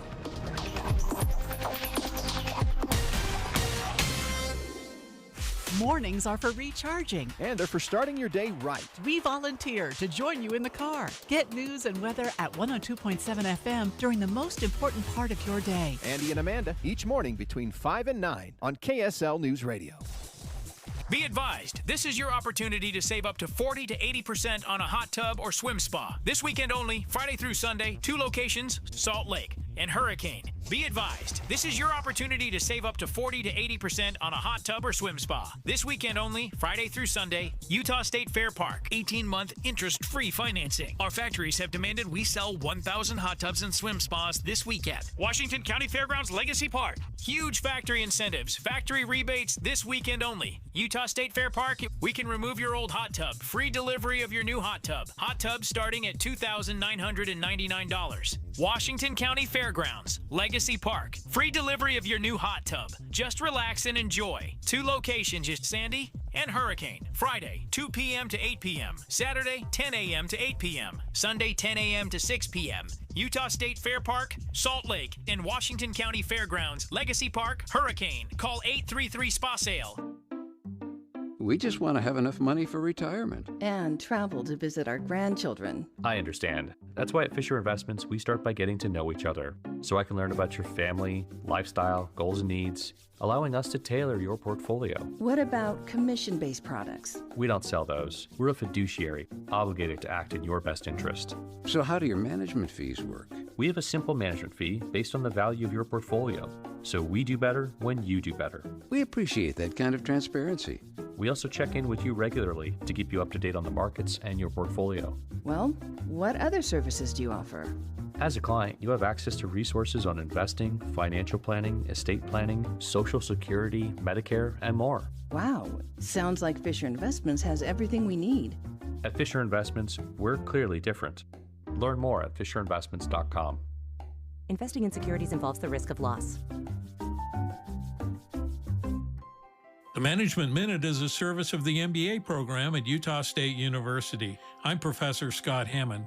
I was asked to coach a senior leader who was described by his colleagues as being aloof and difficult. As I observed, I noted that he rarely listened. Without fully understanding, he would then offer thick, layered advice. This is what I did. I put a timer on his desk and said for the first 10 minutes of any meeting, you cannot do anything but ask questions. But they cannot be questions disguised as advice. They must be non-prescriptive questions like, say more about that. How do you feel about that? What did you think about that?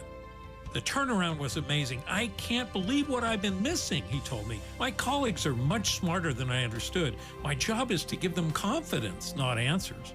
Learn more about non-prescriptive questions with an MBA from Utah State. Go to utahstatemba.com. That's utahstatemba.com. I'm Scott Hammond. Hope to see you in one of our classes. Traffic and weather together every 10 minutes on the 9s. Brought to you by UCCU. Earn 4.44% on savings at uccu.com. Here's Ricky Meese. We do have a crash in Layton for Davis County drivers. This is I-15. Looks like it's the southbound side of I-15 at the top of the on-ramp to join the freeway at Hillfield Road in Layton. All vehicles are out of traffic on the shoulder. If you're traveling in the valley, most major roadways a little wet in spots. If you're traveling to higher elevations, you could see a little bit of slushy but definitely wet road conditions on I-80 in Parley's Big and Little Cottonwood Canyons. Ricky Meese in the KSL Traffic Center. While it's still unseasonably warm, we are finally seeing some showers this week. The rain has turned to snow in the higher elevations, and we're expecting the rain again on Wednesday and Thursday.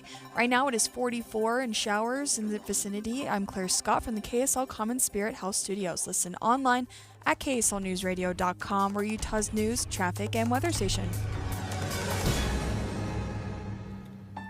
The all-new Inside Sources. Inside Sources. Your inside access to the people and policies shaping Utah's future. Here are Greg Skordas and Holly Richardson on KSL News Radio. Is it possible that we are almost to the halfway point in the current legislative session and we are now at some 800 bills? So tell me this, Holly, in terms of the progress of the session, what are they doing at the halfway point? I mean, is it a lot more committee stuff, or are we hearing things on the floor now? So we're starting to see a shift, and we will see it increase dramatically, I think, next week. But the appropriation requests, the appropriation subcommittees, they're wrapping up this week. And that is where people are going in specifically saying these are, a request for appropriation for this one area, right? Those will all be sent to executive appropriations. They'll start meeting more often, but the appropriations committees will stop meeting. And what we'll see is that we're going to have committee hearings both morning and afternoon. But then as we get closer and closer to the end, the committees will wrap up and we'll just have straight floor time at the very end. Oh, wow. So are there any specific bills that you're looking at right now? I mean, there's probably 20 of them, but there's a few. And so just today, so when I put together the newsletter, I look at the agenda. And that's the Utah Policy Newsletter. But I look at the agendas for each committee meeting. It's not which bills were just released, because there's a bunch still being released every day, but which ones are actually going to be talked about today. There's a couple that caught my eye. There's one, it's HB 219, and it's an interesting bill because it's directing the Utah Board of Higher Education to create guidelines for minimum guidelines for using founding documents, and by that, the bill sponsor means the Declaration of Independence, the Constitution, but she also means other speeches, for example, that have been given that are considered just foundational. Now, the interesting part about this bill is even though it's directing the State Board of Higher Education to create these guidelines, it still will be voluntary for higher ed institutions to adopt them. So just what do you think that means? Establish minimum requirements for using founding documents in writing courses. So they want to be able to have students who have to take a writing course, some of them at least want to be able to draw on the nation's founding documents. So whether they're making a persuasive argument or other types of writing, they want to be able to use these. I think if I remember correctly, there was a previous bill, maybe last session, and it didn't pass. It was more shall instead of may. This one, the board shall establish, but the institutions may adopt. Boy, I think there are a lot of worse things you could look at than our founding documents. For sure. If you're looking to be a writer or a persuasive writer or just especially if you're going to go to law school. Yeah, absolutely. Sounds like it could be something really good. So that'll be up this afternoon. Today there's only one time for committee meetings, and they all start at 3:40 this afternoon. Another bill that I'm looking at that I think is interesting, especially as somebody who has been a midwife, is Jake Fittisimanu's bill that would say this is a traditional healing amendments that says if you're a traditional healer, you don't need a license. You're talking about House Bill 277? It's House Bill 277. So what's interesting to me, especially coming from my background as being a traditional healer, is where does the line shift between I'm a traditional healer to I'm now practicing medicine without a license, right? Which is the issue that got me into politics in the state of Utah in the first place. So would that currently require a license, and they're thinking about taking that away? That requirement would no longer exist for traditional healers? So my understanding of Utah's Practice of Medicine Act is that it is so broad that unless you have a specific carve out, which this would give traditional healers, then you are considered to be practicing medicine without a license if you do anything that medical providers do. And so what this would do is give traditional healers a carve out from that. Okay, dumb question. What's a traditional healer? So I'm looking at Representative Fittisimanou. He's a Pacific Islander, so it can be anything from herbs, I would say Native American traditional healing modalities. It's anything like that that would fall into that. And I think there are also plenty of pioneer traditional healers. I mean, there's stuff that's passed down that way that can be. So that does make sense, but then you get to the line. When does it become more than just traditional healing? Right. When does it become? That's my question, medicine? right? That's my question. Hopefully, right? the bill addresses that. It does not, but I would guess that the committee testimony will address that. Right. Okay, and then there's another one. This is SB 256, and it would expand Utah's defamation law to include AI-generated or digitally manipulated content. What's interesting to me about this one, too, is that you can't just say, oh, hey, by the way, that was just AI. It's not a defense. Well, and thank goodness. I mean, there are a lot of things going on the Hill right now as it relates to AI, and I think that we're trying to stay ahead of the curve. I think Utah's doing a great job. Nationally, they've said keep your hands off, but Utah's saying no, we're going to address some of this stuff anyway. So yeah, and trying to say that AI can include artificially intelligence created inappropriate content, and that's not a defense, that it was created through AI. And there's lots of different bites of this apple that have happened in previous sessions, but also in this one. But this one, it's not specific to inappropriate explicit images. It's not explicit, or it's not specific to political ads. There's other legislation that addresses those with AI content, but this one, it allows a person who might want to sue for libel or slander based on this content. They have to provide written notice to the person who published it and give them 10 days to take it down. And if they don't, right, and if they do, then they're only the benefit to it. Somebody who takes it down is then they're only out for what we call actual damages, something you can actually prove instead of the whole pain and suffering or that kind of thing. That's more right. And I'm thinking, and I haven't talked to the sponsor of this bill. This is Senator Kirk Collimore. He wasn't available to talk about this bill today, but one of the things I think is interesting is I think sometimes, like the cyberbullying, right? Somebody will create something. Maybe it's an AI generated meme that happens to be racist, or it happens to be sexually explicit, or some other thing that can be considered cyberbullying. And while this isn't specific to cyberbullying, it is specific to using the excuse of, well, hey, it was just AI generated. And there have been some bills passed already that, for example, the tweaks to the judiciary, they not only have gone through both houses, have been passed, but the governor signed them, and they're going into effect fairly soon. Mostly, unless there's a specific requirement in the bill to enact it sooner, it'll go into effect sometime between either May 6th or the beginning of July, I think. But one of the things that's interesting is we don't have a lot of bills that have passed into law yet. They're still in the move through both bodies and make it to the governor's desk. You'll see that start to pick up too as we get closer and closer to the end of the session. There is one other bill, though, that I wanted to talk about that hadn't caught my eye until yesterday, and that is a bill by Representative Melissa Garth Ballard that prevents or criminalizes people coming into the state of Utah to marry a minor. And that bill has passed the House and is over on the Senate side, where Todd Weiler will be the Senate sponsor for that bill. Do you know what brought that on? I mean, Utah's one of the states that still allows minors to marry, and so we've continued to make it more and more difficult, but we haven't.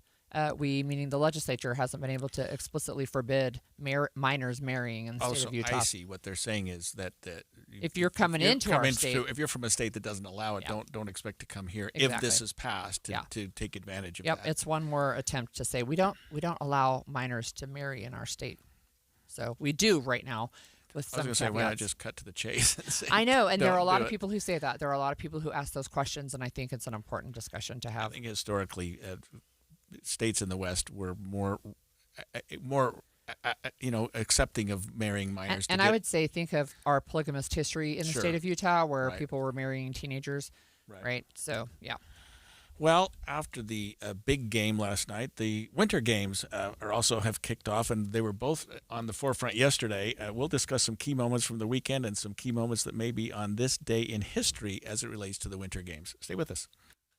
KSL Broadcast Group contests are open to participants 18 years of age and older that are residents of Utah, unless otherwise specified. Employees or agents of the station, Bonneville International Corporation, other area radio stations, or any entity associated with the contest may not enter. Persons who have won in the last 30, 60, or 90 days from a station contest or event may not be eligible. Full general contest rules are available at kslnewsradio.com/contests.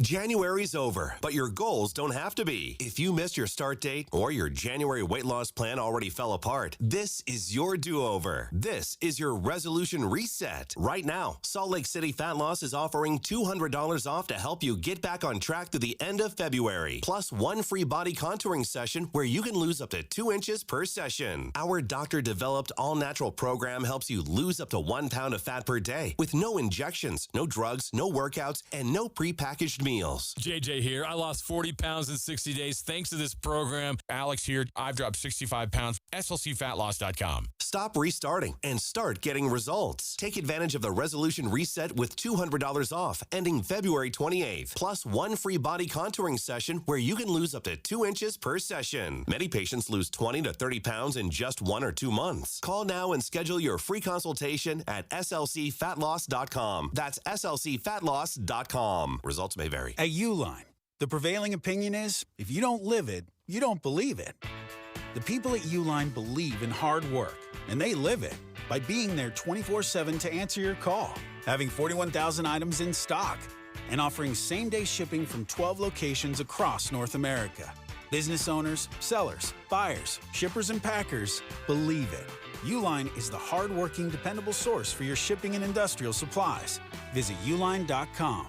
This is Derek Miller speaking on business. The Women's Business Center of Utah supports women entrepreneurs through training, advising, and access to critical resources. State Director Anne Marie Wallace joins us to discuss the Utah Proclamation for Women's Entrepreneurial Empowerment and its impact on women-owned businesses statewide. On Women's Entrepreneurship Day, Utah leaders from government, business, and nonprofit sectors came together to sign the Utah Proclamation for Women's Entrepreneurial Empowerment. 30 organizations joined the ceremonial signing, committing to support women-owned businesses businesses across the state. The proclamation recognizes the vital role women entrepreneurs play in Utah's economy. Women-owned businesses generate roughly $14 billion annually and employ over 89,000 Utahns. It also acknowledges the challenges women business owners often face, including access to capital, networks, and growth opportunities. Signatories pledge to take meaningful action, such as mentoring women entrepreneurs, promoting policy improvements, or showcasing women-led businesses. One simple yet powerful way we can all contribute is by intentionally buying from women-owned businesses. Individuals and organizations can still add their signatures through November 19th, 2026. Supporting women entrepreneurs strengthens Utah's economy and builds a more balanced and innovative business community. The Women's Business Center of Utah continues empowering women business owners while bringing the community together to support their mission.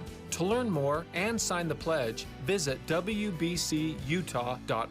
I'm Derek Miller with the Salt Lake Chamber, speaking on business. Elevate your dining at The Roof, now serving lunch and dinner. Enjoy city views and fan favorites like funeral potato bites and the bacon fig flatbread. Visit theroofslc.com.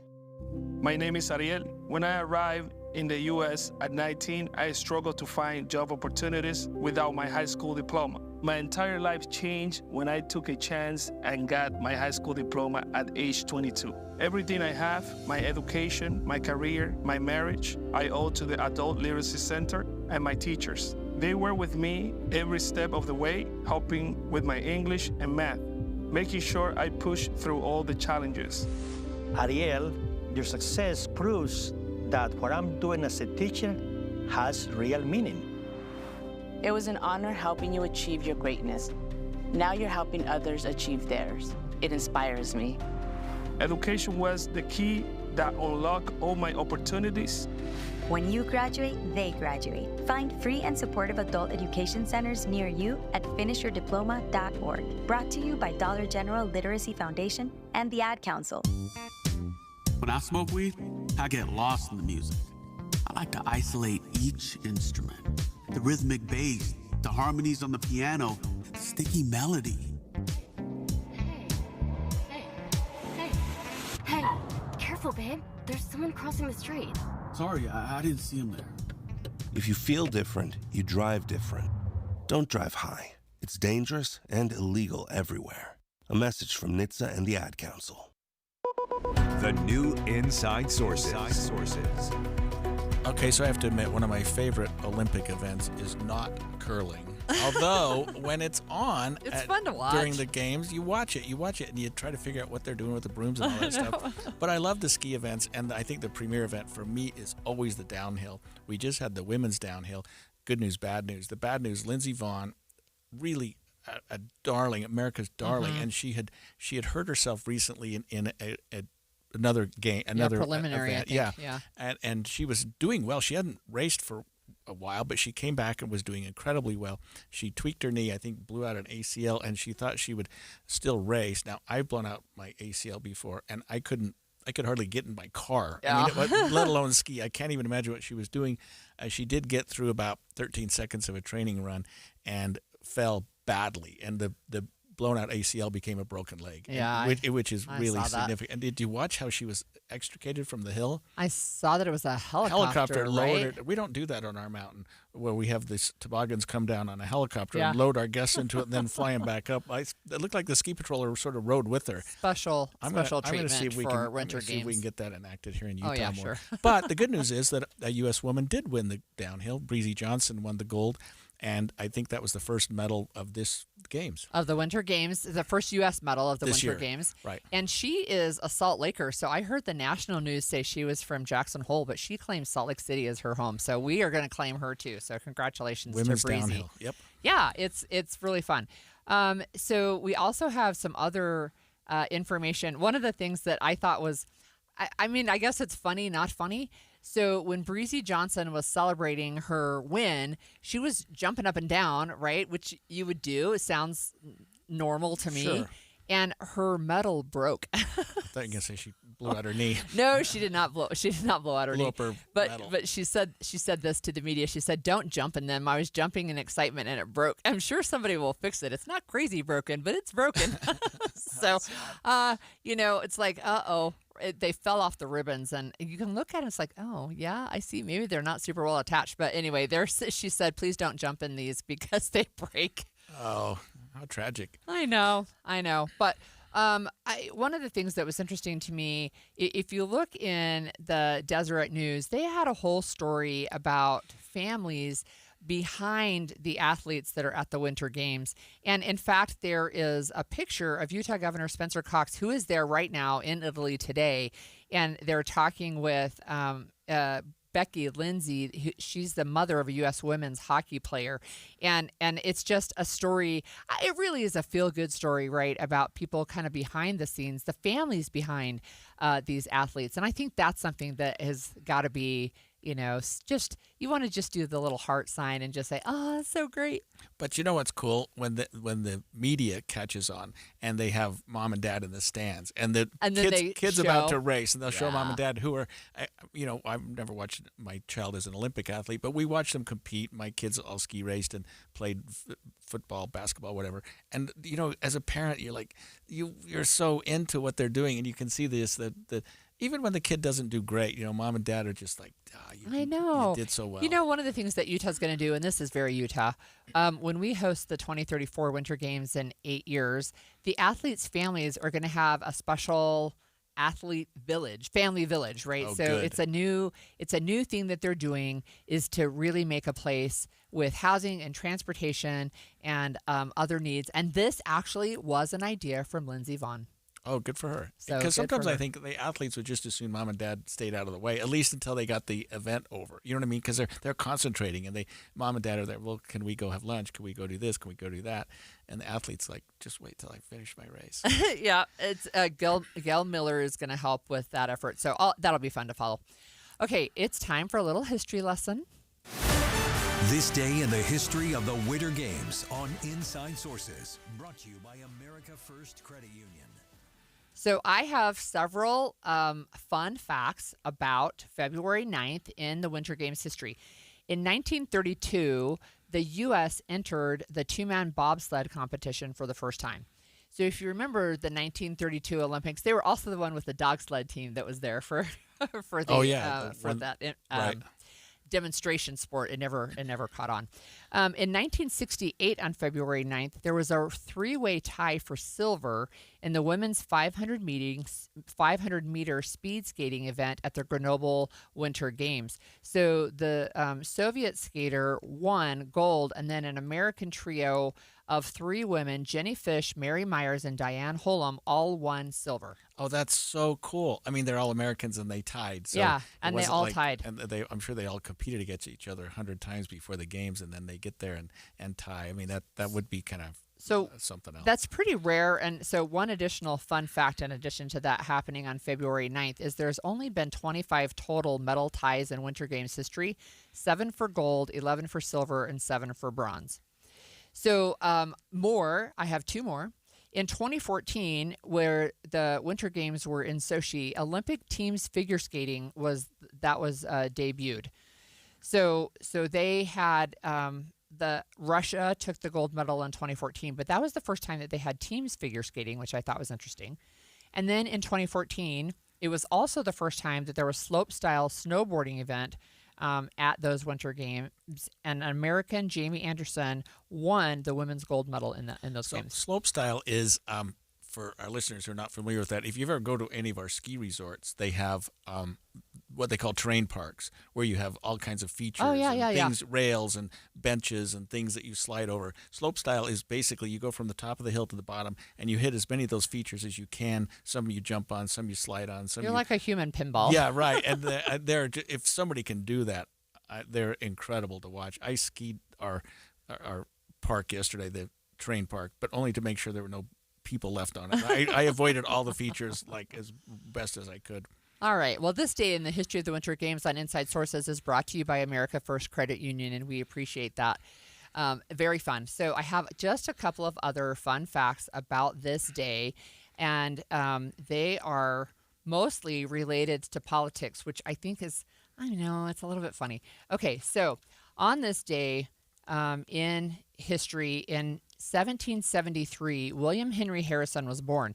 He became the 9th U.S. president for 32 days. It was the shortest term ever served. He also had the longest inaugural speech in history. So this was back when Inauguration Day was in March. He stood outside in the cold and spoke for 1 hour and 45 minutes. Then he got pneumonia, and then he died in April. I'm so sorry. So sorry. Longest speech, shortest tenure. In 1825, on this day, the presidential election was decided by the U.S. House because no candidate could receive the majority of the electoral votes. So it was John Quincy Adams who came out on top when the U.S. House said, okay, fine, we're finally going to weigh in. And they did something like 100 rounds of voting. It was crazy long. The first legacy president. Right? Whose father was also president. That's right. On this day in 1942, love it or hate it, daylight saving time was instituted. It was during World War II. It was repealed in 1945, and then they brought it back. Because they thought this was great. It was wonderful. They brought it back. Okay. And every year we talk about doing away with it or going to daylight savings as a full-time thing. I know, and like every year nothing happens. Right. So it was also on this day in 1950 that Senator Joe McCarthy said there were over 200 communists in the State Department.